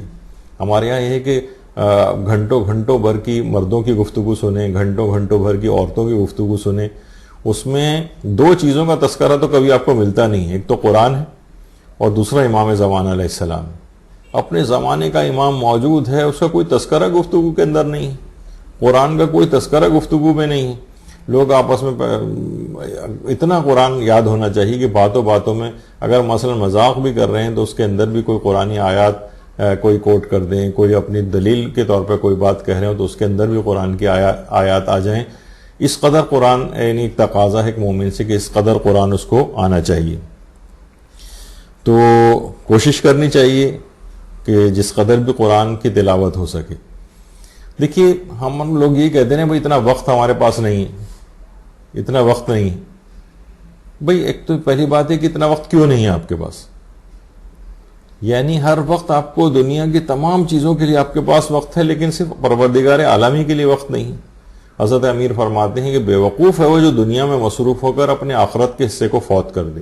یہ دارالعمل ہے، یہاں پر عمل کے لیے بھیجا گیا ہے، یہاں پر فقط اور فقط اس دنیا کو کمانے کے لیے نہیں بھیجا گیا ہے۔ وہ بھی کمائیے، اس کو کوئی منع نہیں کر رہا ہے، لیکن ایک وقت ایسا بھی نکالنا چاہیے نا، آپ کو روزانہ کی بنیاد پر نکالنا چاہیے۔ اب آپ خود دیکھیں کہ جتنا ابد الآباد ہمیشہ جہاں پر رہنا ہے اس کے لیے کس قدر وقت کو نکالنا چاہیے۔ یہاں پر ہم دیکھتے ہیں کہ 24 گھنٹے کے 24 گھنٹے فقط دنیا میں، وہ فانی دنیا جو سب کچھ یہیں پر رہ جائے گا، آخرت کے حصہ کہاں ہے اس کے اندر؟ اور امیر المومنین علیہ السلام فرماتے ہیں کہ بیوقوف ہے وہ جو دنیا میں مصروف ہو کر آخرت کے حصے کو فراموش کرے۔ نکالیں وقت۔ حضرت امام جعفر صادق علیہ السلام فرماتے ہیں کہ توریت میں ارشاد خداوندی ہے، بہار کی 71ویں جلد کی روایت ہے کہ توریت میں پروردگار نے فرمایا، اے اولاد آدم، میری عبادت کے لیے فرصت کا وقت مہیا کرو تو میں تمہارے دل کو اپنے نور سے مالا مال کر دوں گا، اور اگر تم نے ایسا نہ کیا تو تمہارے دل کو دنیا کے کاموں اور فکروں سے بھر دوں گا، پھر تمہارے فاقوں اور پریشانیوں کا بھی میں علاج نہیں کروں گا، اور تمہیں تمہاری روزی کی تلاش کے حوالے کر دوں گا۔ جاؤ، یعنی نکلے رہو ہر وقت۔ یعنی اگر تم نے دیکھی، اس سے پہلے بھی ہم نے ایک دفعہ ذکر کیا تھا نا کہ دیکھیے، جو وقت آپ اطاعت خدا کے لیے نہیں نکالیں گے، لا محالہ اس کو نافرمانی خدا میں خرچ کرنا پڑے گا۔ جو مال کو اطاعت خدا میں خرچ نہیں کریں گے اسے نافرمانی خدا میں خرچ کرنا پڑے گا۔ ہو سکتا ہے یہ جو آپ بچا کے رکھ رہے ہیں بیماریوں میں خرچ ہو جائے، ان کے علاج میں، ہو سکتا ہے کہ کورٹ تھانے اور کچہریوں اور وکیلوں کے اندر خرچ ہو جائے، خدا نخواستہ۔ یعنی عبادت کے لیے فرصت کے اوقات کو مہیا کرو، تو کیا ہوگا؟ میں تمہارے دل کو اپنے نور سے مالا مال کر دوں گا۔ لیکن تم نے ایسا نہیں کیا، تمہارے دل کو دنیا کے کام اور فکروں سے بھر دوں گا۔ آج ہم دیکھتے ہیں کہ دنیا کے کام اور فکروں سے ہمارے دل بھر گئے ہیں، مالی پریشانیاں، کتنا بھی انسان کما لے ہر وقت وہ پریشانی گھوم رہا ہوتا ہے، اور تمہیں تمہاری روزی کی تلاش کے حوالے کر دوں گا۔ دن رات اسی میں نکلے رہو گے، اسی میں اپنے بس مال کو بڑھانے کی، آخرت کا کوئی وقت کیونکہ تم نے نہیں نکالا اپنے پروردگار کے لیے۔ تو خدا کی عبادت کے لیے اس رمضان المبارک میں اگر ایک بہتر مومن بننا ہے تو عبادت خدا کے لیے وقت کو نکالنا پڑے گا۔ تو اچھا، اب دیکھیے، اس طرح سے ہمارے علماء اور فقہا وقت کو نکالتے تھے کہ آیت اللہ علی آقا قاضی، کتنے بڑے بڑے فقہا، یہ جو رائٹ سائڈ پر ہے آیت اللہ علی آقا قاضی ہیں، لیفٹ پر آیت اللہ خوئی کی تصویر ہے۔ آیت اللہ خوئی اپنے جوانی کے زمانے میں آیت اللہ علی آقا قاضی کے پاس دستور العمل کے لیے گئے تھے، اور خاص طور پہ ماہ رمضان المبارک کا جو دستور العمل ہے، جس میں آیت اللہ خوئی فرماتے ہیں کہ انہوں نے آیت اللہ علی آقا قاضی نے رمضان المبارک کی تمام راتوں میں ہر رات سورہ قدر کو 1000 مرتبہ پڑھنے کا ایک عمل مجھے بتایا تھا. 1000 مرتبہ یعنی روزانہ 1000 دفعہ سورہ قدر اور پورے مہینے. ذرا مشکل عمل ہے لیکن ظاہر ہے کہ آیت اللہ علی آقا قاضی نے آیت اللہ خوئی کو دیکھتے ہوئے یہ بات بتائی تھی. اچھا، آیت اللہ خوئی جوانی کا دور تھا. اس تصویر میں بھی آیت اللہ خوئی موجود ہیں اور ان کے برابر میں ان کے والد علی اکبر خوئی بھی ہیں. اور آیت اللہ خوئی کے ساتھ یہ آیت اللہ سیستانی ہیں. آیت اللہ سیستانی کتنے چھوٹے ہیں اس وقت، لیکن یہ دونوں بزرگوار ہستیاں 50-60 سال بعد بھی اسی طرح سے اتنے بڑے علم مقام پر بھی پہنچی. دونوں اپنے اپنے زمانے کے مرجع بنے اور یہ ساتھ کتنے عرصے تک باقی رہا. تو بہرحال آیت اللہ خوئی فرماتے ہیں کہ اس عمل کے نتیجے میں جو انہوں نے مجھے آیت اللہ علی آقا قاضی نے مجھے جو تعلیم کیا تھا سورہ قدر والا، اس عمل کے نتیجے میں عالم معنویت اور عالم روحانیت کے بہت سے حوادث سے میں مطلع ہو گیا. یعنی مجھے مستقبل میں پیش آنے والے بہت سی چیزوں کو میں نے عالم مکاشفہ میں دیکھا. اور فرماتے ہیں اپنے ایک مکاشفہ آیت اللہ خوئی نے نقل کیا تھا کہ میں نے اسی جوانی کے زمانے میں جب میں نے سورہ قدر کو رمضان المبارک کی ہر رات 1000 مرتبہ پڑھنے والا یہ عمل جو آیت اللہ علی آقا قاضی نے بتایا تھا، جب میں نے اس عمل کو کیا تھا تو میں نے مکاشفے میں دیکھا کہ حرم امیر المومنین علیہ الصلوۃ والسلام سے ایک اعلان ہو رہا ہے. اور اعلان کیا ہو رہا ہے کہ عالم تشیع کے مرجع اعلیٰ ابو القاسم الموسوی الخوئی انتقال فرما گئے. حرم امیر المومنین سے یہ اعلان ہو رہا ہے. اچھا، اس زمانے میں جوانی کا دور تھا، یہ بھی پتہ نہیں تھا کہ میں بڑے یعنی اور زیادہ عمر پا کر میں جہان تشیع میں مرجع کی حیثیت اختیار کر جاؤں گا. تو آیت اللہ خوئی کہتے ہیں کہ میں نے مستقبل کے بہت ساری چیزوں جو پیش آنے والی جو چیزیں تھیں ان کا علم مجھے اس عمل کے نتیجے میں حاصل ہوا تھا. تو سورہ قدر کی تلاوت اس میں کوشش کریں کہ آیت اللہ خوئی تو خیر ہر رات ماہ رمضان کی 1000 مرتبہ سورہ قدر کا انہوں نے عمل کیا تھا، لیکن ہم کم سے کم اتنا تو کر سکتے ہیں. یہ ذرا مشکل تو ہے یقیناً، لیکن ایک تسبیح کم سے کم سورہ قدر کی ہر شب کے اندر پڑھ لیں. یہ ممکن نہ ہو تو 50 دفعہ پڑھ لیں، یہ بھی ممکن نہ ہو تو 10 دفعہ پڑھ لیں. یعنی کسی حد تک تو ہمارے پاس بھی یعنی کچھ نہ کچھ اس کے فضائل اور برکات اور اس کی جو حکمتیں ہیں 1000 دفعہ نہ پڑھ سکیں تو اپنی ہمت، طاقت اور استطاعت کے مطابق جس قدر بھی ممکن ہو سورہ قدر کی تلاوت کر لیں. اور صرف یہ سورہ قدر کی حد تک ہی نہیں ہے، بلکہ اگر آپ اس لحاظ سے دیکھیں کہ تو سورہ فاتحہ کے لیے بھی یہ ہے کہ آیت اللہ حسن زادہ عاملی فرماتے ہیں کہ مجھ محروم بندے سے عالم خواب میں کسی نے کہا ہے کہ تم کو جو کچھ خدا سے مانگنا ہے سورہ فاتحہ کے ذریعے مانگو. 1001 نکتہ کے نام سے جو کتاب ہے آیت اللہ حسن زادہ عاملی کی، اس میں یہ بات انہوں نے کہی کہ عالم خواب میں کسی نے مجھ سے کہا ہے کہ تمہیں جو کچھ خدا سے مانگنا ہے وہ سورہ فاتحہ کے ذریعے مانگ لو. تو سورہ فاتحہ بھی ان راتوں کے اندر تلاوت کریں، سورہ قدر کی بھی تلاوت کریں. تو یہ تو عبادات کے لحاظ سے کچھ باتیں ہو گئیں، یعنی حقوق اللہ کے اندر اور قرآن کے حوالے سے کہ جس کا سہارا لے کر ہم خود کو ایک بہتر مومن بنا سکتے ہیں. اور رمضان المبارک جیسے جیسے گزر جائے گا اور اس کے بعد عید آئے گی اور عید کے بعد کا جو سال ہوگا، اسی طرح سے اس میں حاصل شدہ جو تقویٰ ہے وہ پورے سال ہم کس طرح سے اس کو استعمال میں لے کر آئیں. یہ خود ایک چیز ہے. اس میں ہمارے 2 یا 3 دروس بھی ہو چکے ہیں کہ رمضان سے حاصل شدہ تقوی کو پورے سال کیسے استعمال کیا جائے. یعنی ایسا نہ ہو کہ پورا جو آپ نے رمضان المبارک میں اتنی محنتیں کی ہیں اور وہ سارا جو ہے آپ کا ضائع ہو جائے، عید کی رات ہی کو ضائع ہو جائے. جیسے ایک دفعہ میں نے پہلے بھی بتایا تھا کہ جب بالکل ابتدائی طور پر پہلی میری جو ایک جاب ہوئی تھی تو اس میں جو سیلری مجھے ملی تھی، میں بڑا خوشی آ رہا تھا کہ بھائی آج میری پہلی سیلری ملی ہے. وہ پہلی ہی سیلری میری جیب کٹ گئی اور اس کا آج تک مجھے دل میں اس کا دکھ کا احساس ہوتا ہے کہ پہلی اتنی محنت سے پورا مہینہ ایک رزق حلال جو ہے کمایا اور وہی جو ہے وہ اس طرح سے چلا گیا. تو تو یہی بالکل ایک مومن کے لیے بھی ہوتا ہے کہ اتنی محنت اس نے کی ہے، اتنی بھوک پیاس کی تکلیفیں اٹھائی ہیں، اتنی شب بیداریاں کی ہیں، اور پتہ چلا کہ وہ رمضان المبارک ختم ہوا اور اسی رات شیطان وہ جیب کاٹ کے لے گیا اس کو گناہوں میں مبتلا کر دیا. تو بہرحال ان تمام چیزوں کو، اس حاصل شدہ تقوی کو محفوظ بھی کرنا چاہیے تاکہ ایک بہتر مومن کے طور پر وہ پورے سال جو ہے وہ رہے، اس جمع پونجی اور تقوی کو فکس ڈپازٹ کرائے اور اس سے پورے سال اپنی گزر بسر اس تک حاصل شدہ تقوی سے کرے. تو ایک تو چیز یہ ہے. پھر ہے دیکھیے خدمت خلق اور غریبوں کی کمک. یہ تو اس میں کچھ بڑھ بھی جاتی ہے لوگوں کی. دیکھیے لوگ واقعتاً بہت زیادہ غریب ہیں، ان کا خیال کرنا چاہیے.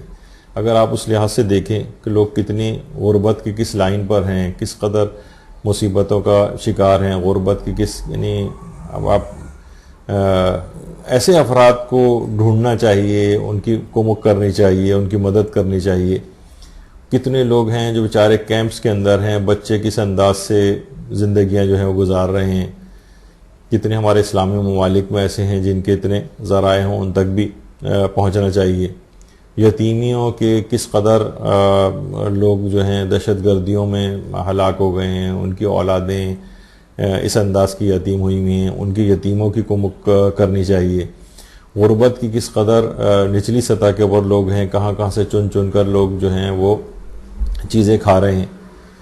تو بہرحال اگر کوئی شخص پھر بھی یعنی ہمارے اطراف میں موجود ہیں، ہم پھر بھی ان کی مدد نہ کریں ایسے افراد کی، تو یہ ایک بہت ہی عذاب والی بات بھی ہے. ہمارے چھٹے امام جعفر صادق علیہ الصلوۃ والسلام کی ایک روایت ہے مستدرک الوسائل میں کہ اگر کوئی شخص اپنے دینی مسلمان بھائی سے مدد طلب کرے اور وہ قدرت رکھتے ہوئے بھی اس کی حاجت پوری نہ کرے، تو خداوند عالم اس کی قبر میں اس پر ایک انتہائی بڑے سانپ کو مسلط کر دیتا ہے جو کہ اس کو ڈستا رہے گا. تو بہرحال دینی بھائی کوئی مدد طلب کرے تو اس کو ادھر ادھر بھیجنے کے بجائے خود سے اس کی مدد کرنی چاہیے، اور یہ والا سلسلہ پورے سال بھی جاری رہے. یعنی یہ نہ ہو کہ قدرت رکھتے ہیں اس کے باوجود بھی اس کی مدد نہیں کر رہے ہیں. اور اس کا ایک دیکھیے فائدہ یہ ہے کہ آپ کسی کی مدد کریں گے تو آپ کے بھی کتنے ہی معاملات ایسے ہوں گے جس میں آپ کی اللہ مدد کرے گا. چھٹے امام یہ بھی فرماتے ہیں کہ مومن جب تک دوسروں کی مدد میں مصروف رہتا ہے تو خدا بھی اس کی مدد کرتا رہتا ہے. آپ کے لیے بھی نہ جانے کتنی سہولتیں اور آسانیاں پیدا ہوتی جائیں گی. یعنی آپ مدد کہیں اور کر رہے ہیں اور پتہ چلا آپ کا کوئی اور بڑا مسئلہ کہیں اور پر حل ہو رہا ہے. خدا آپ کے لیے بھی اسی طرح سے مدد کرتا رہے گا اور آپ کے لیے راستے بناتا جائے گا. جیسے آپ لوگوں کو سہولیات مہیا کر رہے ہیں اور راستے بنا رہے ہیں ان کے لیے، اللہ آپ کے بھی راستے اسی طرح سے بنائے گا. اور اس سلسلے کو صرف رمضان کی حد تک نہیں، ہمارے یہاں عام طور پہ یہ ہوتا ہے کہ رمضان میں تو تقوی کا ہیضہ ہو گیا ہے، یعنی معاذ اللہ، یعنی اس میں تو جناب سارے مرد حضرات ٹوپیاں لگا کے گھوم رہے ہیں اور داڑیاں بھی رکھ لی ہیں، اور خواتین بھی کسی حد تک جو ہے وہ سر پہ دوپٹے رکھ کے گھومتی نظر آنے لگتی ہیں. لیکن ادھر رات ہوئی، عید کی رات آئی، اور جناب ادھر جو ہے اس کو جتنا حاصل شدہ تقویٰ تھا وہ شیطان جیب کاٹ کے لے گیا آپ کی. تو اس سلسلے کو پورے سال بھی اسی طرح سے جاری رکھنے کی کوشش کرنی چاہیے، تو آسانی آپ کے لیے ملتی رہیں گی. کیونکہ اچھا دیکھیے کہ یہ بھی ہے کہ ایک تو یہ ہے کہ خود ہی مومن ہم تک آ گیا، مسلمان آ گیا، اس کی مدد ہم نے کر دی. ستم رسیدہ شخص کی مدد کے لیے پیغمبر فرماتے ہیں 5 میل تک جاؤ، اور مدد کے لیے پکارنے والے کی مدد کے لیے 6 میل تک سفر کرو. یعنی جس نے آپ کو بلایا نہیں لیکن آپ کو پتا ہے کہ شخص اس کو میری ضرورت ہے، آپ 5 میل تک بھی جائیے، مقصد ہے. اور اس سے بھی زیادہ اس افراد کے لیے چاہے وہ 6 میل دور، یعنی اس سے بھی زیادہ دور موجود ہو، اگر کسی نے آپ کو پکارا ہے مدد کے لیے تو اس کے لیے بھی اپنے آپ کو، یعنی مومن کی مدد کے لیے مشقت اٹھاؤ. ایک تو یہ کہ کوئی آ گیا، آ کے سوال آپ کے ہاتھ دراز کیا آپ کے سامنے، آپ نے نکال کر دے دیا، کوئی مشقت ہی نہیں ہے، پیسہ بھی ہمارے پاس ہے تو ہم نے مدد کر دی، یہ بھی اچھی چیز ہے. لیکن یہ کہ کبھی کبھار مشقت بھی اٹھانی پڑتی، یہ خود ایک تقاضا ہے اسلام کا کہ آپ خود مشقت اٹھائیں. غریبوں کو لائن لگا کے اپنے دروازے پر نہ بلائیں، خود بھی جا کر مدد کرنی چاہیے. تو دیکھیے اب حال ہی کے اندر ایک، بلکہ پیغمبر کی حدیث کہ آسانیاں پیدا کرو، تنگی پیدا نہ کرو. یعنی جس قدر آسانیاں پیدا کریں گے اسی قدر آپ کے لیے بھی آسانیاں پیدا ہوں گی. ابھی کچھ ہی دن پہلے ایک نکاح پڑھا گیا ہے اور اس کا بہت وائرل بھی ہوا ہے، سب لوگوں تک اس کی اطلاع بھی پہنچ گئی ہوگی. حرم امام رضا علیہ الصلوۃ والسلام میں، اللہم صلی علی محمد وآل محمد، مشہد مقدس میں یہ نکاح پڑھا گیا ہے 2 ڈاکٹرز کا۔ اس میں جو خاتون ڈاکٹر ہیں انہوں نے مہر میں اپنے شوہر سے جو مہر رکھا ہے اس نکاح کے موقع پر، وہ یہ شوہر ان کے سرجن، تو انہوں نے مہر میں یہ چیز رکھی کہ 313 ایسے آپریشنز کریں گے غریبوں کے جس میں 1 پیسہ ان سے وصول نہیں کریں گے، یہ میرا مہر ہے۔ یعنی خود سے مجھے کچھ نہیں چاہیے یعنی اپنے طور پر، لیکن ان 313 آپریشنز کا جو بھی فیس ان کی آپریشن کرنے کی ہے 313 غریب مریضوں سے وصول نہیں کریں گے۔ تو لوگ جو کہ دین کے اوپر عمل کرنا چاہتے ہیں وہ ہر وقت اپنی ذہانتوں کو بھی اس میں استعمال کرتے ہیں کہ میں آخرت کے حاصل کرنے کے لیے، آخرت کو حاصل کرنے کے لیے میں کس قدر اپنی ذہانت کو استعمال کروں اور زیادہ سے زیادہ بڑے مقام کو حاصل کروں۔ یہ چند اگر مثلا رکھ بھی لیتی 1 لاکھ 2 لاکھ 5 لاکھ 10 لاکھ کتنے دن چلنا تھے، لیکن کتنے مریضوں کا اس طرح سے آپریشن ہو، کتنے لوگوں کو ریلیف دینے کا انہوں نے سوچا، اپنی ذات کے بجائے دوسروں کا اس انداز سے سوچا۔ تو اس طرح کی چیزیں واقعتاً ایک بڑا منفرد قسم کا ایک مہر رکھا گیا جو اب تک اس سے پہلے نہیں سنا گیا تھا۔ تو اس قدر مومن کی مدد کا ثواب ہے۔ دیکھیے غریب مسلمان کی مدد کا ثواب اس قدر ہے کہ روایتوں میں ملتا ہے، ہمارے چھٹے امام جعفر صادق علیہ الصلوۃ والسلام فرماتے ہیں کہ جو کوئی شخص مسلمانوں کے فقراء میں کسی کو لباس مہیا کرے یا کسی ایسی چیز سے مدد کرے جو اس کے اخراجات میں مددگار ہو، جیسے کہ ہم نے پچھلی دفعہ اس کو ذکر کیا تھا، گیس کا بل ادا کر دینا، بجلی کا بل ادا کر دینا، اس کا کرایہ دے دینا، اس طرح کی کسی بھی جو اس کے اخراجات میں مددگار ہو، تو خدا قیامت کے دن سور پھونکے جانے تک 7000 فرشتوں کو اس کے گناہوں کی طلب مغفرت کے لیے مقرر فرما دیتا ہے۔ اور ایک حدیث میں تو ایسے شخص کے لیے طلب مغفرت کرنے والے ملائکہ کی تعداد 70,000 بھی بیان ہوئی۔ 7,000 یا 70,000 ملائکہ مسلسل اس کے لیے سور پھونکے جانے تک طلب مغفرت کریں گے۔ اور ہماری دعاؤں میں تو پھر بھی یہ ہوتا ہے کہ موانعات آ جاتے ہیں اور گناہ حائل ہو جاتے ہیں دعا کی قبولیت میں، لیکن فرشتوں کے ساتھ تو ایسا نہیں، وہ تو جس کے لیے طلب مغفرت کریں گے پروردگار اس کو قبول کرے گا۔ تو 7 سے لے کر 70,000 فرشتے قیامت تک سور پھونکے جانے تک ایسے افراد کے لیے طلب مغفرت کرتے رہیں گے جو لوگوں کو، مسلمانوں میں جو غریب افراد ہیں، لباس مہیا کر دے، کسی ایسی چیز سے مدد کر دے جو ان کے اخراجات میں مددگار ہو۔ ہمارے یہاں بعض اوقات دیکھیے ایک ہی چیز کو بس وہ مکھی میں مکھی بٹھانے والا، وہ بھی ٹھیک ہے، لیکن بس راشن اب ہو سکتا ہے کہ راشن کی اس کو فی الحال اتنی ضرورت نہ ہو، مثلا علاج کی ضرورت ہو، کسی اور چیز کی ضرورت ہو، بیٹی کی شادی کے ایک سلسلے میں کوئی ضرورت ہو، یا اور بہت ساری ایسی ضروریات ہوتی ہیں، تو اس کی طرف بھی فوکس ہونا چاہیے۔ اب فوراً لوگ دماغ میں صرف اور صرف راشن آتا ہے، تو اور بھی لوگوں کے چیزوں کو دیکھیں کہ جن کی ان کو ضرورت ہے، یعنی مصلحت کو دیکھنا چاہیے کہ اب سب لوگ راشن دے رہے ہیں تو ہر آدمی صرف راشن دے، یہ کوئی وہ نہیں ہے۔ تھوڑی سی اپنی ذہانت کو استعمال کرنا چاہیے کہ کب کس موقع پر لوگوں کو کیا ضرورت ہے ان کی اصلاً، اس میں آپ جو ہے وہ مدد کر دیں۔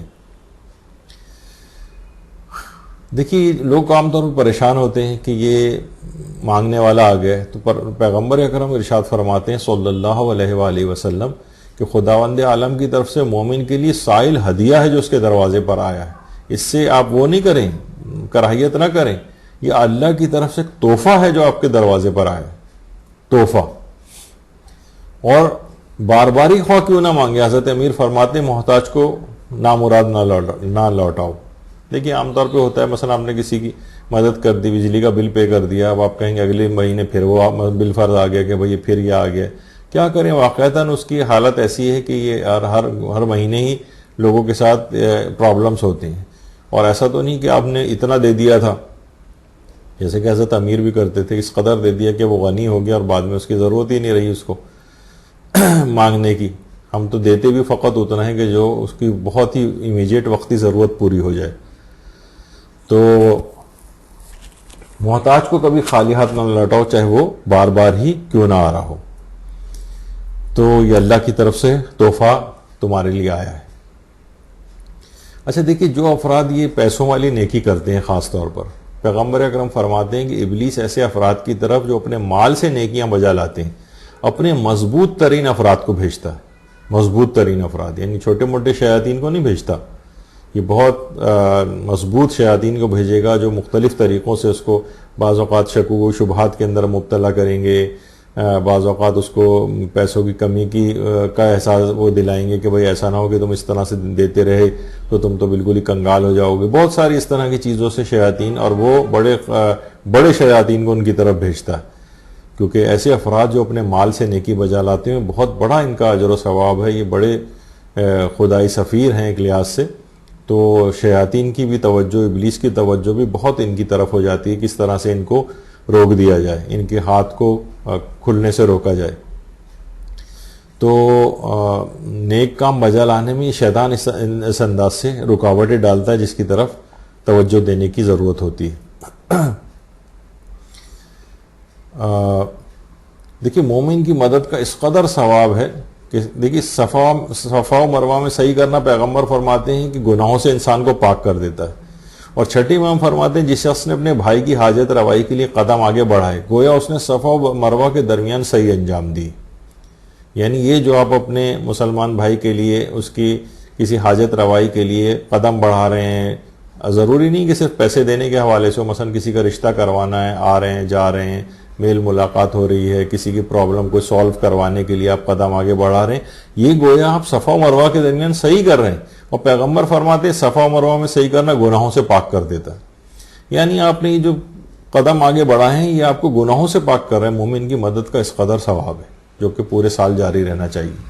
اور خالی صرف یہی نہیں کہ ہم سوچتے ہیں صرف انسان کی حد تک، دو مخلوقات ایسی بھی ہیں ان کی بھی مدد کریں. حضرت امام محمد تقی علیہ الصلوۃ والسلام فرماتے ہیں اللہم صلی علی محمد وآل محمد کہ امر بالمعروف و نہی عن المنکر خدا عز و جل کی دو مخلوقات ہیں، پس جو ان دو کی مدد کرتا ہے خدا انہیں عزت و عظمت عطا کرتا ہے، اور جو انہیں بے یار و مددگار چھوڑ دیتا ہے تو خدا بند متعال بھی ان افراد کو دنیا اور آخرت میں بے یار و مددگار چھوڑ دیتا ہے. یعنی امر بالمعروف اور نہی عن المنکر یہ بھی خدا کی مخلوق ہیں اور ان کی بھی مدد کرنی چاہیے. تو یعنی امر بالمعروف اور نہی عن المنکر کرنا چاہیے. تو ہم لوگ فقط یہی سوچتے ہیں کہ بس صرف مال وال دے دینا مدد ہے، نہیں، یہ بھی مخلوقات ہیں، ان کی بھی مدد کریں. یعنی ان کو اجرا کریں، لوگوں کو برائیوں سے روکیں، لوگوں کو نیکیوں کی دعوت دیں. تو یہ ہوگا کہ گویا آپ نے اللہ کی ان دو مخلوقات کی مدد کی. اچھا اب دیکھیے بعض اوقات یہ بھی ہوتا ہے ہمارے ہاں کہ لوگ بیچارے ان کے اخراجات مستقل بڑھ رہے ہیں. جیسے غیر شادی شدہ تھا، اب شادی شدہ ہو گیا ہے، اب اس کے اخراجات بڑھ گئے ہیں، اولاد ہو گئی، اخراجات مزید بڑھ گئے ہیں. اکثر لوگ جاتے ہیں اپنے جہاں وہ ملازمت کرتے ہیں اپنے مالک کے پاس گئے کہ حضور میری سیلری تو بڑھا دیجئے، میری شادی ہو گئی. تو فیکٹری کے مالک صاحب کہتے ہیں کہ بھئی فیکٹری کے باہر ہونے والے حادثات کے ہم ذمہ دار نہیں ہیں. تو بعض اوقات اس طرح سے بھی ہوتا ہے کہ لوگ خود غرض بعض اوقات بن جاتے ہیں. یعنی دیکھیے اس حد تک ہمیں اس کا حکم ہے کہ سلامتی کا پیغام سب لوگوں کے لیے بننا ہے. کسی نے صحیح کہا ہے نا کہ جس امت کو قبرستان سے گزرتے ہوئے مردوں کو سلام کرنے کا حکم ہے وہ اس قدر بے حس ہو گئے کہ زندوں کو بھی بغیر مطلب کے سلام نہیں کرتے. اور جس طریقے سے لوگ کہتے ہیں کہ صحیح کہتے ہیں کہ دیکھیں جب کوئی شخص مردہ ہو جاتا ہے تو ہر شخص کی پوری کوشش یہ ہوتی ہے کہ اس کے جنازے کو کندھا دیں. اتنی بڑی بڑی لائنیں لگ جاتی ہیں دور دور تک، اتنی لمبی لائن ہے. یعنی لوگ جو ہیں مردے کو کندھا دینا کتنی فضیلت کی بات سمجھتے ہیں، اور ہے بھی. اسی طرح اگر کوئی زندہ کو اگر کندھا دینے کی بات آ جائے، یعنی اس کو سہارا دینا، یہ کس قدر افضل ہوگا اس کی زندگی. یعنی ہم کیا کسی کے مرنے کا انتظار کریں کہ جو مر جائے گا تو اس کے جنازے کو کندھا دیں گے؟ ارے بھائی زندگی میں اس کی مدد کرو، اس کو سہارا دو، اس کو کندھا دے دو. تو یہ سب چیزیں ایسی ہیں کہ تو زندگیاں کتنی لوگوں کی اس طرح سے آسان ہو جائیں. اور جیسے کہ بھی آپ نے سنا ہی تھا کہ کتنی اپنے آپ کو بلکہ مشقت میں ڈالنا چاہیے لوگوں کی مدد کرنے کے لیے، قربانی دینی چاہیے. جیسے کہ صاحب کہہ رہے تھے نا، کوئی لطیفے میں بھی تھا کہ لوگ سمجھتے ہیں کہ صرف بیٹے کو قربانی بیٹے کی قربانی دینا ہی سنت ابراہیم ہے. ارے بھائی بیوی کو ریگستان چھوڑ کر آنا بھی سنت میں شامل ہے. بہرحال یہ تو مذاق کی باتیں لوگ اس طرح سے کرتے ہیں. لیکن یہ ابھی دیکھیں کہ یہ شخص ہے, اس نے پانی سے لوگوں کو نکالنے کے لیے کتنی دیر پانی کے اندر کھڑا رہا کہ اس کے اپنے پاؤں جو ہے اس سے متاثر ہو گئے. تو مشقت میں اپنے آپ کو ڈالا لوگوں کے لیے. تو یہ تمام چیزوں کا بڑا خیال رکھنا چاہیے. کسی نے یہ بھی بہت اچھا کہا کہ ساری عمر جینے کی کوئی وجہ نہیں پوچھتا ہے, لیکن مرنے کے بعد سب پوچھتے ہیں کیسے مر گیا. ارے بھائی زندگی میں پوچھ لو کہ یہ کس طرح سے زندگی گزار رہا ہے, کوئی اس کو مشکل تو نہیں ہے. مرنے کے بعد تو سب پوچھتے ہیں کیسے مر گیا, یہ زندہ کیسے, یہ بھی پوچھ لیا کرو. تو واقعتاً یہ سب چیزیں ہیں جن کو بڑا سوچنا چاہیے, سمجھنا چاہیے. اچھا, اب رمضان المبارک میں جو ہم استقبال ہم اس کو کریں گے, چند دن کے بعد آنے والا ہے. دیکھیے استقبال رمضان, جیسے کہ اس سے پہلے بھی جو نشستیں ہوئی ہیں اس میں بھی بات بیان ہوئی تھی کہ جو جتنی عظیم چیز اور شخصیت ہوتی ہے اس کا اسی قدر اس کا استقبال کیا جاتا ہے. ایک عام کوئی شخص آپ کے گھر آ رہا ہے تو زیادہ زیادہ استقبال یہ ہوگا کہ ہم گھر کے کپڑے ہم نے اپنے چینج کر لیں گے اور مہمان کے سامنے جانے والے اس میں حلیے میں آ جائیں گے. لیکن کوئی بہت بڑی شخصیت, کوئی بہت بڑا حکومتی عہدیدار, مثلا عام دنیاوی اعتبار سے بات کر رہا ہوں, صدر پاکستان آ رہے ہیں, وزیر اعظم آ رہے ہیں, تو آدمی ان کے شایان شان استقبال کرے گا. یا کوئی دینی عظیم شخصیت آپ کے گھر آ رہی ہے, آیت اللہ سیستانی آ رہے ہیں, آیت اللہ رہبر معظم خامنہئی آ رہے ہیں, تو استقبال کی نوعیت بالکل الگ ہو جائے گی. تو جس کی عظمت آپ کی نگاہ میں زیادہ ہوگی اسی قدر آپ اس کا استقبال کریں گے. لیکن البتہ استقبال ماہ رمضان کا ایک اہم چیز یہ بھی ہے طریقہ کہ سابقہ رمضان کے جو قضا روزے ہیں ان کو آپ اس رمضان کے شروع ہونے سے پہلے رکھ لیں. کفاروں کے بھی روزے ہوتے ہیں, فدیے بھی ہوتے ہیں, کفارہ تاخیر ہوتا ہے کبھی. اور امام خمینی تو خاص طور پر قضا روزوں کے سلسلے میں بہت تاکید فرماتے تھے کہ اگلے رمضان کو آنے سے پہلے سب کو وہ روزے رکھ لینے چاہیے. اپنے گھر میں بھی اس بات کا بہت اہتمام کرتے تھے کہ اپنی اولادیں, بلکہ اولاد کی اولادوں کا بھی معاملہ ہوتا تھا, اپنے پوتے نواسوں وغیرہ کا. تو مثلا مسافرت کی وجہ سے کبھی کسی کے روزے چھوٹ گئے ہیں, خواتین کے ایام کے روزے چھوٹے ہوئے ہیں, مثلا حاملہ عورتیں ہیں ان کے کچھ روزے رہ گئے ہیں, دودھ پلانے والیوں کے مثلا رہ گئے ہیں. تو بہرحال جیسے کہ ہوتا ہے عام طور پر گھروں میں, تو سردیوں کے دنوں میں یعنی اگلے رمضان کے آنے سے پہلے جو سردیاں ہوتی تھیں وہ اپنی نگرانی میں اپنی اولادوں کے ان روزوں کو رکھوا دیا کرتے تھے. یعنی اہتمام کرتے رمضان ہے کہ جو پچھلے سال کے جو روزے قضا ہو گئے ہیں وہ لازمی سردیوں کے اندر رکھ لی جائیں. اس میں سے نسبتاً آسانی بھی ہوتی ہے, کوئی عذر بھی نہیں ہوتا ہے. تو استقبال رمضان کا ایک اہم طریقہ یہ بھی ہے کہ اس طرح کے اپنے جتنے بھی فدیے, کفارہ تاخیر, قضا وضا, یہ سب کچھ انجام دے لینے چاہیے. یہ استقبال رمضان کا ایک طریقہ ہے تاکہ پچھلے سال کے واجبات سارے ادا ہو گئے. اب جو نیا جو رمضان آ رہا ہے اس میں ہم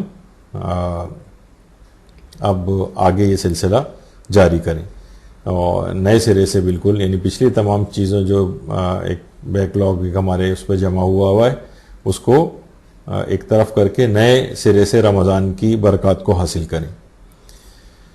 تو ایک چیز یہ بھی ہے, اور خاص طور پہ بچوں اور چھوٹی لڑکیوں کو ماہ رمضان کی اہمیت ان کی نگاہ میں کم نہ ہونے دیں. یہ امام خمینی کا بھی طریقہ کار تھا. امام خمینی کے بیٹے فرماتے ہیں احمد خمینی کہ جب ہم قم میں ہوتے تھے تو پانی کی بہت شدید قلت اس زمانے میں قم میں ہوتی تھی. کہتے ہیں نہ گھر میں ہمارے پنکھا تھا, نہ اس زمانے میں روم کولر تھا, تو اتنی شدید گرمی تھی کہ سوچا نہیں جا سکتا اس کا. تو فرماتے ہیں کہ اس زمانے میں میری جو بیٹی تھی, بڑی بیٹی, وہ تازہ بالغ ہوئی تھی, 9 سال قمری مکمل کر لیے تھے لیکن بہت کمزور تھی. پہلے ہی روزہ رکھنے میں اتنی شدید گرمی ہو, پنکھا بھی نہ ہو, روم کولر بھی نہ ہو, پہلے ہی روزے میں اس کی حالت بہت زیادہ خراب ہو گئی. تو امام خمینی نے کہا کہ بلکہ امام خمینی سے آ کر اس نے کہا کہ دادا کل کا روزہ تو میں نہیں رکھ سکوں گی, مجھ میں ہمت نہیں ہے. امام خمینی فرماتے ہیں کہ میں نے دیکھا کہ میں اس کو مجبور نہیں کیا جا سکتا, ظاہر ہے شرعی طور پر بھی نہیں کیا جا سکتا, لیکن کہیں ایسا نہ ہو کہ جب یہ روزہ چھوڑے تو اس کی نگاہ میں روزے کی رمضان کی اہمیت کم ہو جائے. کہہ رہے ہیں کہ میں نے فوراً اپنے ایک عزیز کو بلایا کہ تم آج رات ہی اس کو مسافرت پر تہران لے جاؤ. کیونکہ وہ خود فرماتے ہیں کہ جب میں نے یہ دیکھا کہ یہ روزہ نہیں رکھ سکتی تو مناسب یہی سمجھا کہ اسے مسافر بنا دیا جائے. یعنی 10 روز سے کم کا اگر سفر ہے تو روزے قصر ہو جاتے ہیں. تو اب یہ سفر پہ گئی تو اب اس کی نگاہ میں اہمیت کم نہیں ہوگی کہ ماہ رمضان المبارک تھا, مجھ پر روزے رکھنے واجب تھے, لیکن سفر میں کیونکہ روزہ رکھنا حرام ہے, اب شرعی مجبوری کی وجہ سے میں نے روزہ نہیں رکھا. لیکن یہ ویسے ہی اگر روزہ چھوڑتی کہ مجھ سے نہیں روزہ رکھا جا رہا ہے تو اس کی نگاہ میں ماہ رمضان کی اہمیت کم ہو جاتی. تو بہرحال اس طرح سے یہ ہے کہ مسافر, دیکھیے اگر ہے, ایک بات اس میں اور بیان کر دی جائے کہ مسافر جان بوجھ کر, یعنی اگر کوئی شخص ہے وہ چاہے کہ میں ماہ رمضان المبارک, کوئی بھی مجبوری بھی ہو سکتی ہے, وہ مثلا ایسے رمضان میں کوئی امتحانات آ جائیں, اب معلوم ہے کہ والدین دیکھ رہے ہیں کہ یہ امتحانات کی وجہ سے روزے نہیں رکھے گا یا نہیں رکھے گی, یا مثلا 21 رمضان المبارک کو جلوس وغیرہ کی بہت پریپریشن ہوتی ہے, جو افراد اس میں باقاعدہ ان کو توفیقات ملی ہوئی ہیں اور وہ لوگ جلوس کے انتظامات کرتے ہیں, تو واقعتاً بہت شدید گرمی کے دن وہ ہوتے ہیں. اب اس میں کہیں ایسا نہ ہو کہ ان کا روزہ یا تو بہت مشکل ہو جائے انتظامات کرنے میں, یا روزہ ہی نہ چھوڑ دیں وہ.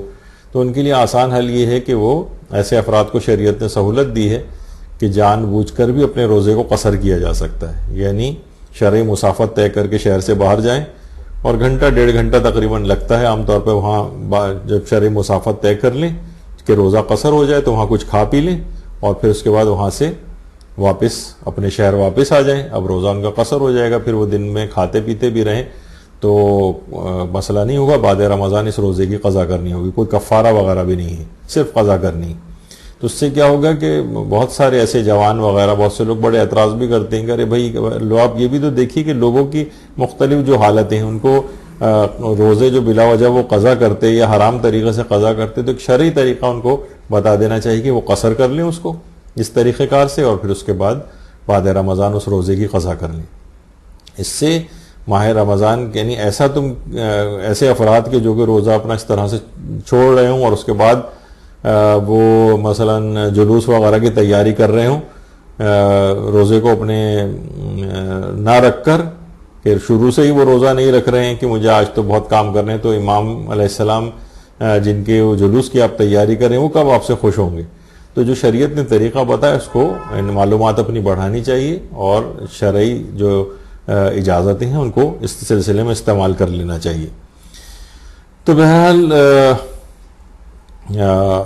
یہ اس طرح سے ہوتا ہے. تو جو بہتر مومن ہے وہ ان ایام کے اندر عرفانی طور پر اپنے سیر و سلوک وغیرہ کے منازل کو بھی چاہے تو طے کر سکتا ہے, یعنی روحانیت کے درجات کو بڑھا سکتا ہے. اور اس میں ایک طریقہ یہ بھی ہے کہ دیکھیے ماہ رمضان المبارک میں فقہی احکام کو جاننے کا جذبہ بھی بڑھائیں.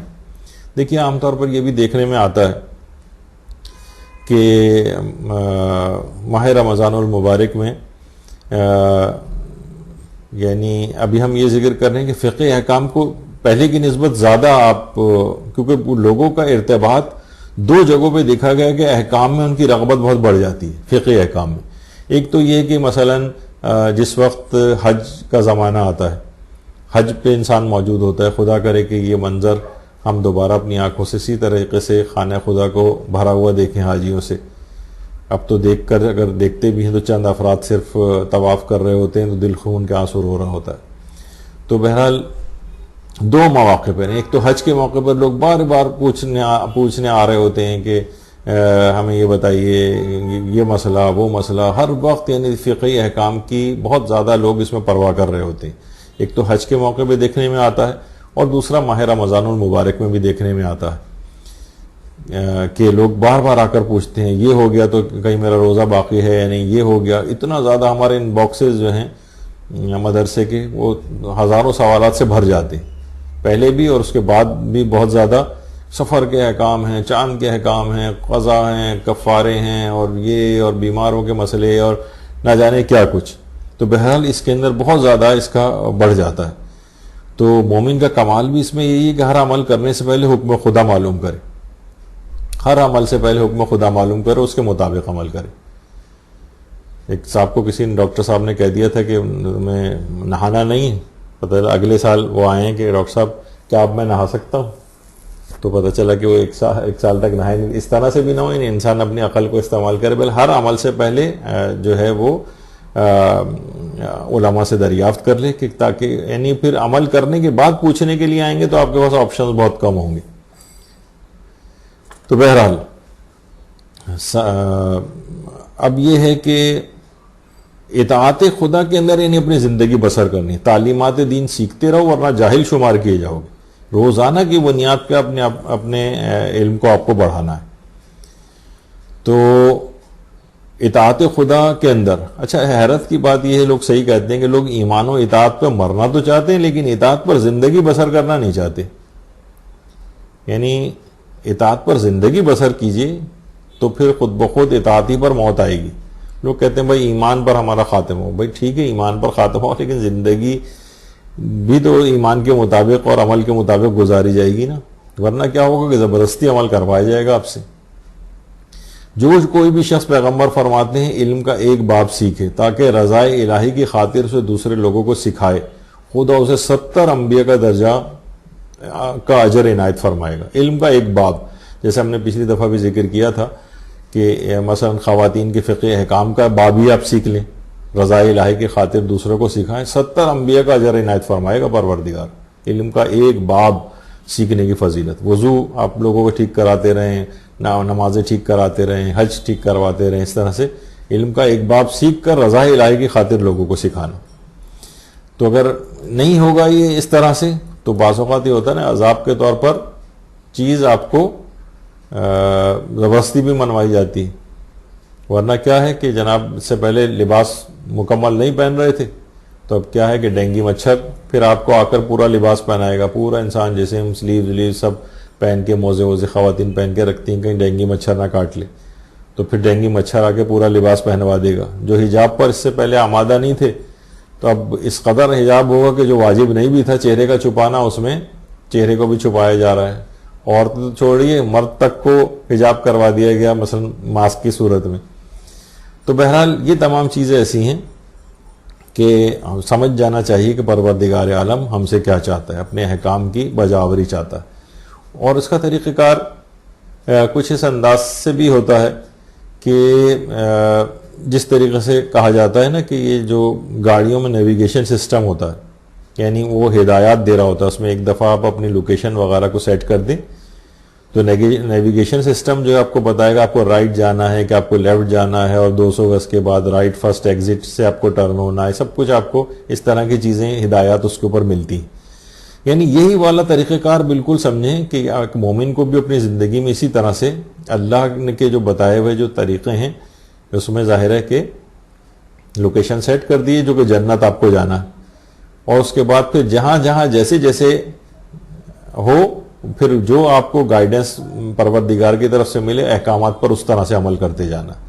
اور اس میں دیکھیے ایک پیغام یہ بھی ہے کہ بعض اوقات جو مرجع کا بھی کام ہوتا ہے اور مبلغ کا بھی کام ہوتا ہے جو دوسروں کی ہدایت کر رہا ہے, کہ اگر کوئی شخص ان ہدایات کو نظر انداز بھی کرے تو نیویگیشن سسٹم کیا کرتا ہے کہ آپ کو یعنی غصے نہیں ہوتا, آپ پر جو ہے وہ ریش نہیں ہوتا, اور آپ کو متبادل حل بتا دیتا ہے کہ ٹھیک ہے آپ نے اس فرسٹ رائٹ ٹرن نہیں کیا ہے تو وہ آپ کو نیکسٹ جو آپ کو کریکٹ کر دے گا اور کہے گا کہ اچھا ٹھیک ہے یہ والی چیز اگر ہو گئی ہے تو آپ فلاں اس سے آپ ٹرن لے لیں.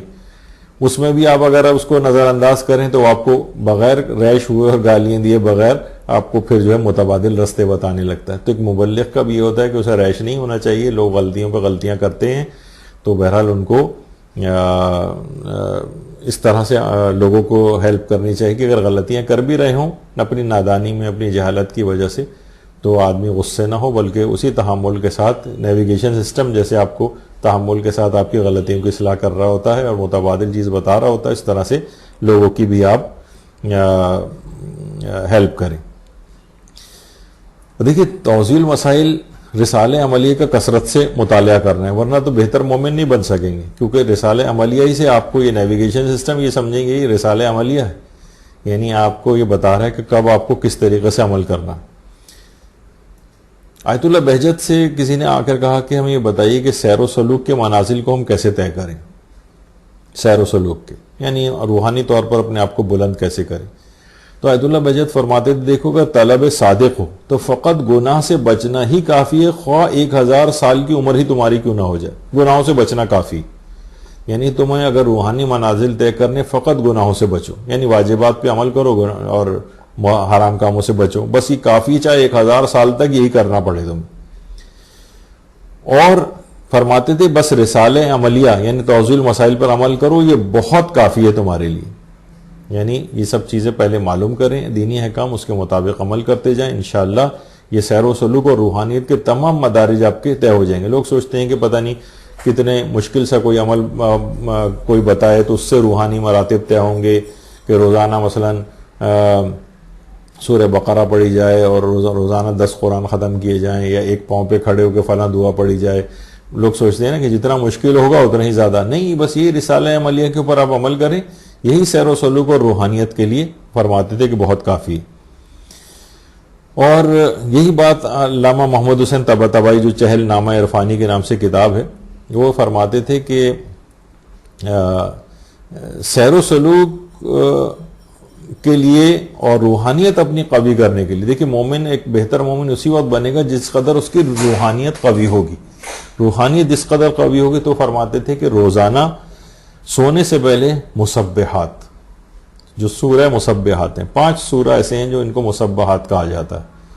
مسبحات کون سے سورہ ہیں؟ سورہ حدید ہے، سورہ حشر ہے، سورہ صف ہے، سورہ جمعہ ہے، سورہ تغابن ہے، یہ 5 سورے ہیں۔ اور فرماتے تھے کہ اگر یہ کوئی 5 سورہ اگر کسی کے لیے پڑھنا ممکن نہ ہو تو فقط وہ سورہ حشر پر بھی اکتفا کر سکتا ہے، تو انشاءاللہ وہ سیر و سلوک کے منازل طے کرے گا۔ یہ بہت روحانیت کو قوی کرنے کے لیے، تو رمضان المبارک میں اگر کوشش کر کے یہ 5 سورہ روزانہ رات کو سونے سے پہلے یہ ممکن نہ ہو کسی کے لیے، تو کم سے کم سورہ حشر۔ اور امام خمینی کے جو استاد تھے آیت اللہ شاہ آبادی، امام خمینی فرماتے تھے کہ وہ بہت زیادہ تاکید کرتے تھے سورہ حشر کی جو آیات ہیں، جو کہ یا ایھا الذین آمنوا اتقوا اللہ سے لے کر اور آخر سورہ حشر تک جو آیات پڑھی جاتی ہیں، وہ فرماتے تھے اگر ان آیات کو تدبر اور معنی کے ساتھ تلاوت کیا جائے سمجھتے ہوئے ہر تعقیبات نماز کے بعد اور آخر شب میں جب انسان کا دل ذرا دنیا کے جھمیلوں سے فارغ ہوتا ہے، تو اصلاح نفس کے لیے انتہائی مجرب ہے۔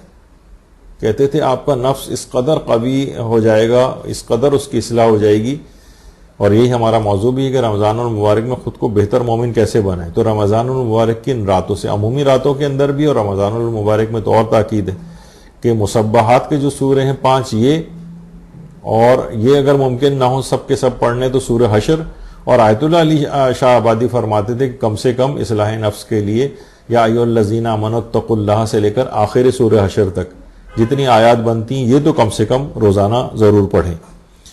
تو اس سے یہ اصلاح نفس کے لیے بہت ہی مجرب ہے۔ شرح چہرے حدیث میں امام خمینی نے یہ بات بیان فرمائی ہے۔ اور ایک اور چیز ہے جس کو کہا جاتا ہے مراقبہ۔ مراقبہ لوگ سمجھتے ہیں عام طور پر وہ جو یوگی وغیرہ یا مثلا کوئی ایسے گھٹنوں میں اپنے سر کو دے دینا خالی، نہیں، مراقبہ آیت اللہ حق شناس، یہ آیت اللہ سید محمد حسین طباطبائی کے متعلق یہ بات فرماتے تھے کہ وہ کہتے تھے کہ اول بھی مراقبہ ہے، وسط بھی مراقبہ ہے اور آخر بھی مراقبہ ہے۔ اور فرماتے تھے کہ مراقبہ کے معنی یہ ہے کہ انسان اوقات بیداری میں صبح سے لے کر اور سونے تک کسی بھی وقت یاد خدا سے غافل نہ ہو، اور اس کا پورا گفتار اور کردار پروردگار عالم کی رضا کے لیے ہو، یہ ہے مراقبہ۔ مراقبہ گھٹنوں میں سر دینے کا نام نہیں ہے، بلکہ یہ ہے مراقبہ۔ تو سوائے پروردگار عالم کے اس کے دماغ میں کچھ نہ ہو، ہر وقت پروردگار عالم اس کے دماغ میں رہے۔ جب یہ آقائے آیت اللہ محمد حسین طباطبائی یہ بات فرماتے تھے کہ گھر میں باقاعدہ لکھ کے لگانا چاہیے الم یعلم بان اللہ یرا، کہ ابھی بھی اس بات کا وقت نہیں آیا کہ انسان اس بات کو جان لے کہ اللہ اس کو دیکھ رہا ہے۔ اللہ ہر وقت دیکھ رہا ہے، ہر جگہ اس کی ہر چیز کو اس کی دیکھ رہا ہے. یہ والا مراقبہ کہ کوئی عمل میرا پروردگار عالم کے احکام کی مخالفت کے ساتھ نہ ہو. تو یہ اس کو کوشش کرنی چاہیے کہ یہ چیز فقط رمضان میں تو انسان ہر وقت ذرا کانشیس رہتا ہے کہ میں روزے کی حالت سے ہوں, رمضان المبارک چل رہا ہے, مجھے یہ نہیں کرنا چاہیے. یعنی ایک طرح سے وہ پروردگار کے محضر میں خود کو حاضر سمجھ کے گناہوں سے پرہیز کر رہا ہوتا ہے. لیکن عام زندگی جب شروع ہوتی ہے تو یہ مراقبہ اس کا کمزور پڑنے لگتا ہے. تو کہتے تھے کہ اول بھی, وسط بھی اور آخر بھی. یعنی سب سے بہتر چیز یہ کہ انسان ہر وقت اس بات کی موازمت کرے کہ پروردگار مجھ کو دیکھ رہا ہے. کسی بھی وقت خدا کی یاد سے غافل نہ ہو, اپنے گفتار کردار ہر چیز کے اندر ہر وقت خدا کو اپنے سامنے رکھے. تو یہ بڑی اہم چیز ہے کہ اس کو رکھنا چاہیے. کہ آیت اللہ محمد حسین طباطبائی خود بھی اس مراقبے کے بہت زیادہ قائل تھے اور اپنے شاگردوں کو بھی اس کی بہت زیادہ تاکید فرماتے تھے. نماز شب کا بھی یہی ایک بہت بڑا کہ دیکھیے ایسا کون سا کوئی شخص ہوگا کہ جو کہ کسی بلند مقام پر یا اپنے آپ کو بہتر بنانا چاہ رہا ہے یا روحانی طور پر قوی کرنا چاہ رہا ہے اور نماز شب کا پابند نہ ہو. نماز شب کی پابندی اس قدر ضروری. امام خمینی کے لیے کہا جاتا ہے کہ جب جلا وطنی ترک کر کے وہاں سے فرانس سے واپس آ رہے تھے تو پورا جہاز 100 راتوں 100 رات کی فلائٹ تھی. امام خمینی پوری رات نماز شب اور عبادت پروردگار کو انجام دیتے رہے جہاز کے آخری حصے میں. علماء کی سیرت میں بھی کہ آیت اللہ جمال الدین گلپائگانی یہ اپنے بیٹے سے کہتے تھے دیکھو اگر تم نے نماز شب نہیں پڑھی تو میں تم کو آنکھ کر دوں گا. یعنی مستحبات میں بیٹا بھی کہتے تھے بابا میں مستحب کام کو ترک کرنے کی وجہ سے آپ مجھے آنکھ کا کرنے کو کہہ رہے ہیں. آنکھ کہتے ہیں اصل میں والدین کو اذیت پہنچانا. یعنی آقا جمال الدین گلپائگانی کہتے تھے کہ نہیں اتنے بڑے مقام کو تم حاصل کر سکتے ہو اور نماز شب نہ پڑھ کے اسے حاصل نہیں کرو گے تو مجھے اذیت ہوگی اس سے. یعنی اپنے بیٹے کو اس کام کے ذریعے اس کا مستقبل بنا رہے تھے. دنیا کی میں مستقبل میں حاصل ہونے والی تمام چیزیں تو فنا پذیر ہوتی ہیں, نماز شب کے ذریعے حاصل ہونے والے مستقبل کو کوئی خطرہ نہیں ہوتا, یعنی وہ بالکل محفوظ ہو جاتا ہے. تو کہتے تھے کہ اگر نماز شب نہیں پڑھی تم نے میں تمہیں آنکھ کر دوں گا. یعنی آنکھ سے مراد مجھ کو اذیت ہوگی. یہ آنکھ سے مراد یہ نہیں کہ جائیداد وغیرہ نہیں ملے گی, یہاں پر یہ ہے کہ والدین کو اذیت پہنچانا, مجھے اذیت پہنچے گی. اتنے بڑا مثلا کوئی کسی کا بیٹا بہت آسانی کے ساتھ بڑے مقامات کو حاصل کر سکتا ہے اور وہ اپنی سستی اور لاپرواہی میں سوتا رہے پڑا ہوا اور کچھ نہ کرے تو کوئی بھی حساس والد یا والدہ جو ہوگی وہ یعنی اس کو اذیت پہنچے گی اس سے کہ اس کو اپنے مقام کو بنانا چاہیے, کہاں اپنے وقت کو ضائع کر رہا ہے. تو علماء کی سیرت کے اندر یہ ملتا ہے کہ نماز شب تو اس رمضان المبارک میں 11 رکعت اگر بلکہ 11 رکعت کی نماز اس کو پڑھنی چاہیے. نماز شب ٹھیک ہے اس میں پھر سہولت ہے 11 رکعت کوئی نہ پڑھ سکے تو مثلا 3 رکعت بھی پڑھ سکتا ہے, بہت اس کا بھی وقت نہ ہو, بل تو کیوں وقت نہیں ہے 1 رکعت بھی پڑھ سکتا ہے. اور تمام رکعات کے اندر فقط سورہ الحمد کے اوپر بھی اکتفا کر سکتا ہے, دوسرا سورہ بھی چھوڑ سکتا ہے, چلتے پھرتے بھی پڑھ سکتا ہے, سواری پہ بھی پڑھ سکتا ہے, بیٹھ کر بھی پڑھ سکتا ہے. کتنی سہولیات اس کے اندر موجود ہیں.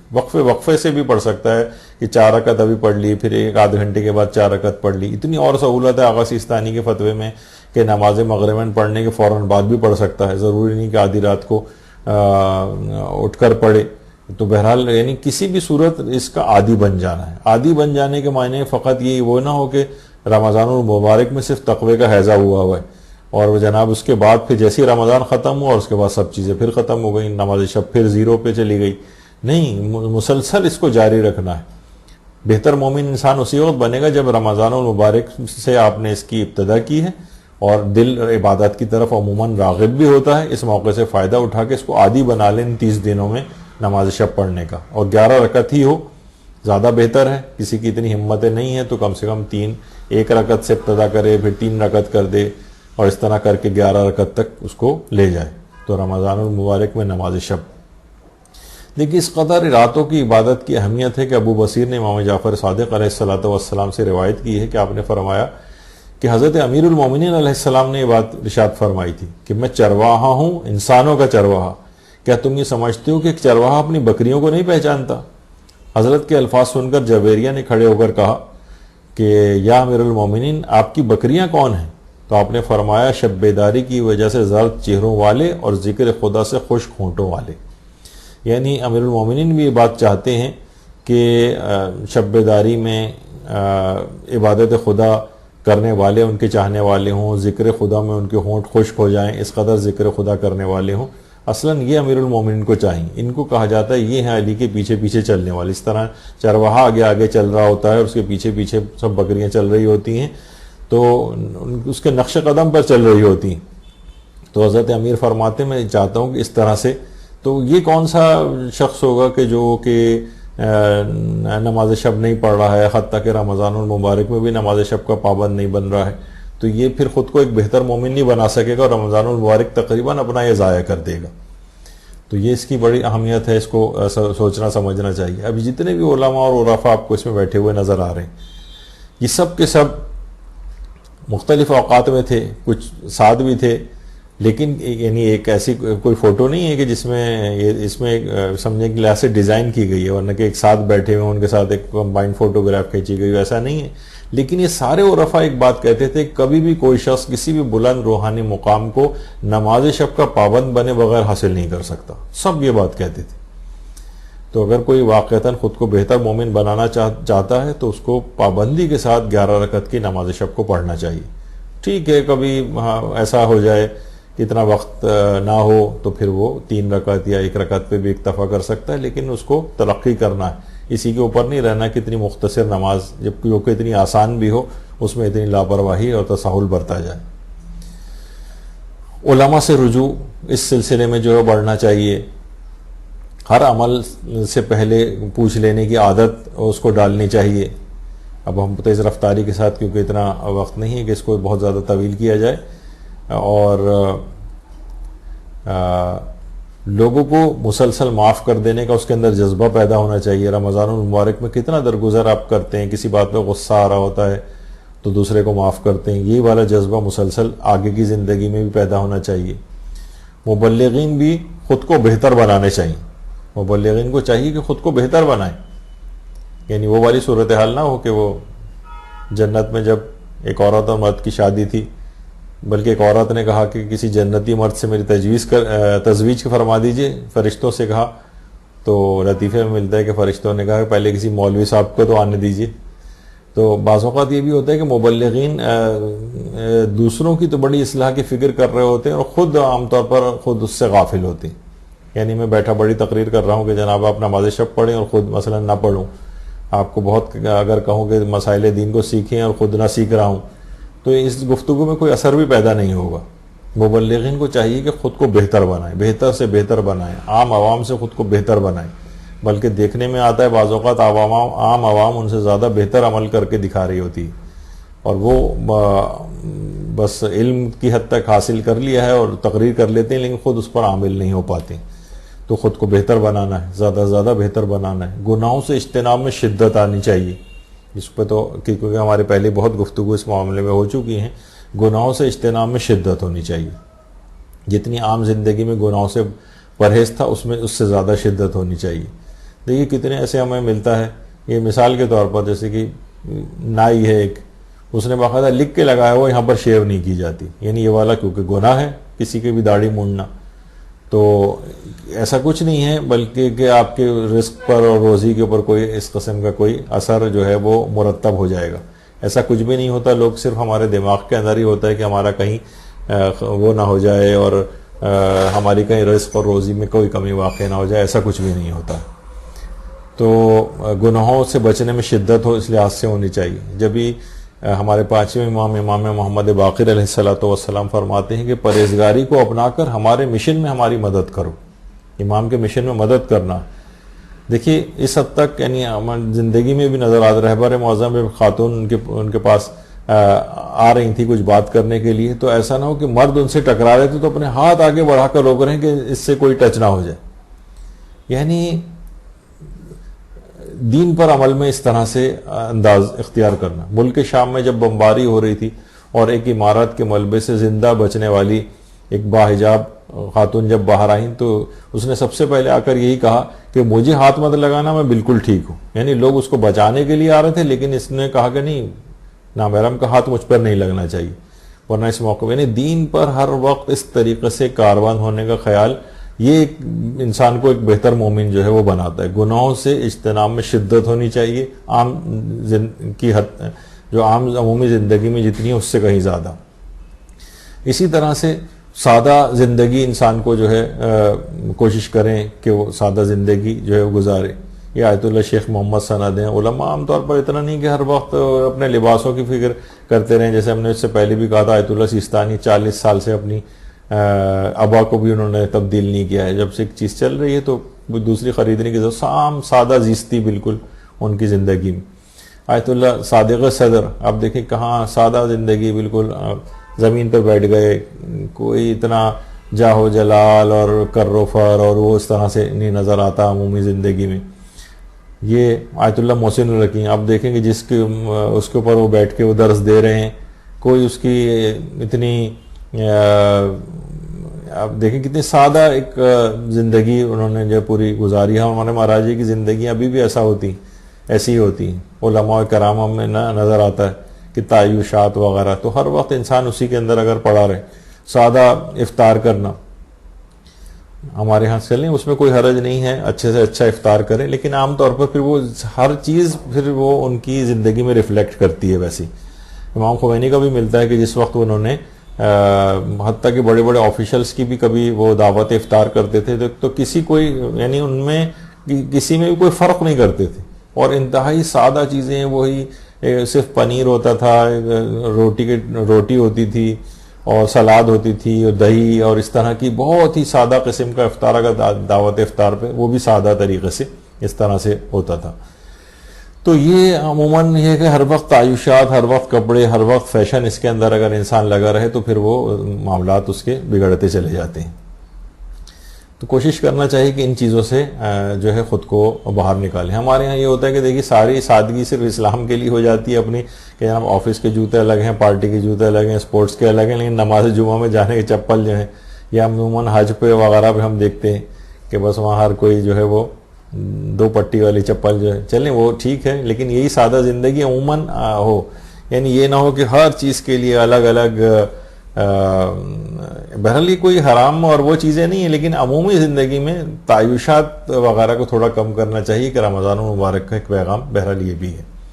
نوافل یومیہ کی ادائیگی, یہ بڑی پابندی کے ساتھ, اس میں اسی رمضان سے اگر اس کی عادت پڑ جائے, اگر مثلا نوافل یومیہ جو ہیں ہر واجب نماز کے ساتھ جو مستحب نمازیں وغیرہ پڑھی جاتی ہیں, تو نوافل یومیہ وہ انسان اگر یہ نہ پڑھ سکے تو اس کا ایک اور بھی ہے کہ 1 مد یعنی 3 پاؤ اناج یا آٹا وغیرہ یہ دن کے نوافل کے لیے دے دے, اور 3 پاؤ آٹا رات کے لیے, یعنی 1.5 کلو. اگر یہ کم سے کم اگر اس کے پاس اتنا وقت نہیں ہے اور پیسے کو قائم مقام اپنے بنانا چاہ رہا ہے اور اس کا چاہتا ہے کہ نوافل یومیہ کا ثواب لے, تو 1.5 کلو آٹا یعنی سمجھیں تقریباً 25 کلو کے نہیں 1.5 کلو آٹا اگر روزانہ اگر ہو تو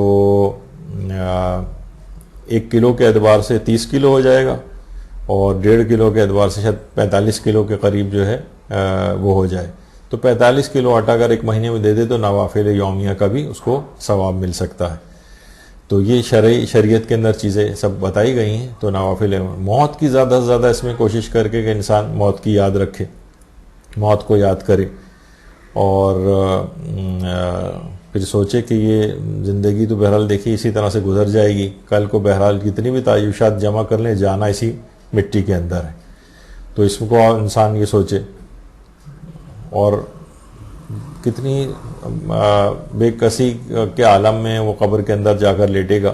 تو یہ اس کو احساس دلانے کے لیے یہ ماہ رمضان میں ان چیزوں کو, اپنے اخلاق کو, سب چیزوں کو بہت زیادہ بہتر بنانے کی ضرورت ہے.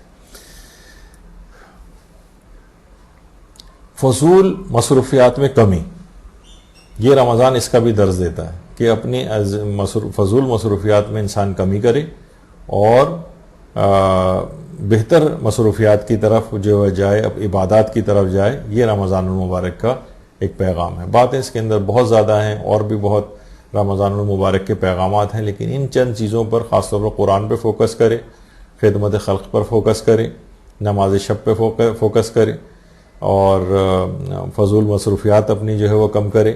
ان تمام باتوں کا اگر خیال رکھے تو وہ ایک بہتر مومن اپنے آپ کو بنا سکتا ہے، اور رمضان المبارک کے گزرنے کے بعد بھی پورے سال ان چیزوں کو، ان کے اوپر کاربند رہ کر پورے سال کو بھی محفوظ بنا سکتا ہے اور ایک بہتر سے بہتر مومن بننے کی کوششیں کر سکتا ہے۔ تو یہاں پر اپنی اس گفتگو کو ہم روکتے ہیں، اور ماہ رمضان المبارک میں کوشش کریں کہ ان تمام چیزوں کے اوپر عمل پیرا ہوں۔ پھر اس کے بعد جب اگلا رمضان المبارک آئے گا تو پھر آپ خود دیکھیں گے کہ پچھلے رمضان سے لے کر اب تک میری زندگی میں کتنی نمایاں تبدیلیاں واقع ہوئیں، اور واقعی انسان حیران ہو جائے گا کہ میں روحانی اعتبار سے بھی اور اپنے زندگی میں مشکلات اور مصیبتوں میں کمی کے اعتبار سے بھی دیکھے گا کتنا زیادہ فرق پڑ گیا ہے۔ تو بہرحال اس دعا کے ساتھ کہ پروردگار عالم اس آنے والے ماہ رمضان المبارک میں سے مکمل طور پر ہمیں استفادہ کرنے کی توفیق عنایت فرمائیں، خود کو بہتر سے بہتر مومن بنا سکیں، تاکہ اپنے زمانے کے امام کے سامنے جب ہمارے نامہ اعمال جائے تو وہ اس کو دیکھ کر بہت خوشی محسوس کریں کہ میرے ماننے والے نے اس ماہ رمضان میں اپنے آپ کو کس قدر بہتر بنا لیا ہے۔ وصلی اللہ علی محمد وآلہ الطیبین الطاہرین۔ اللہم صل علی محمد وآل محمد وعجل فرجہم۔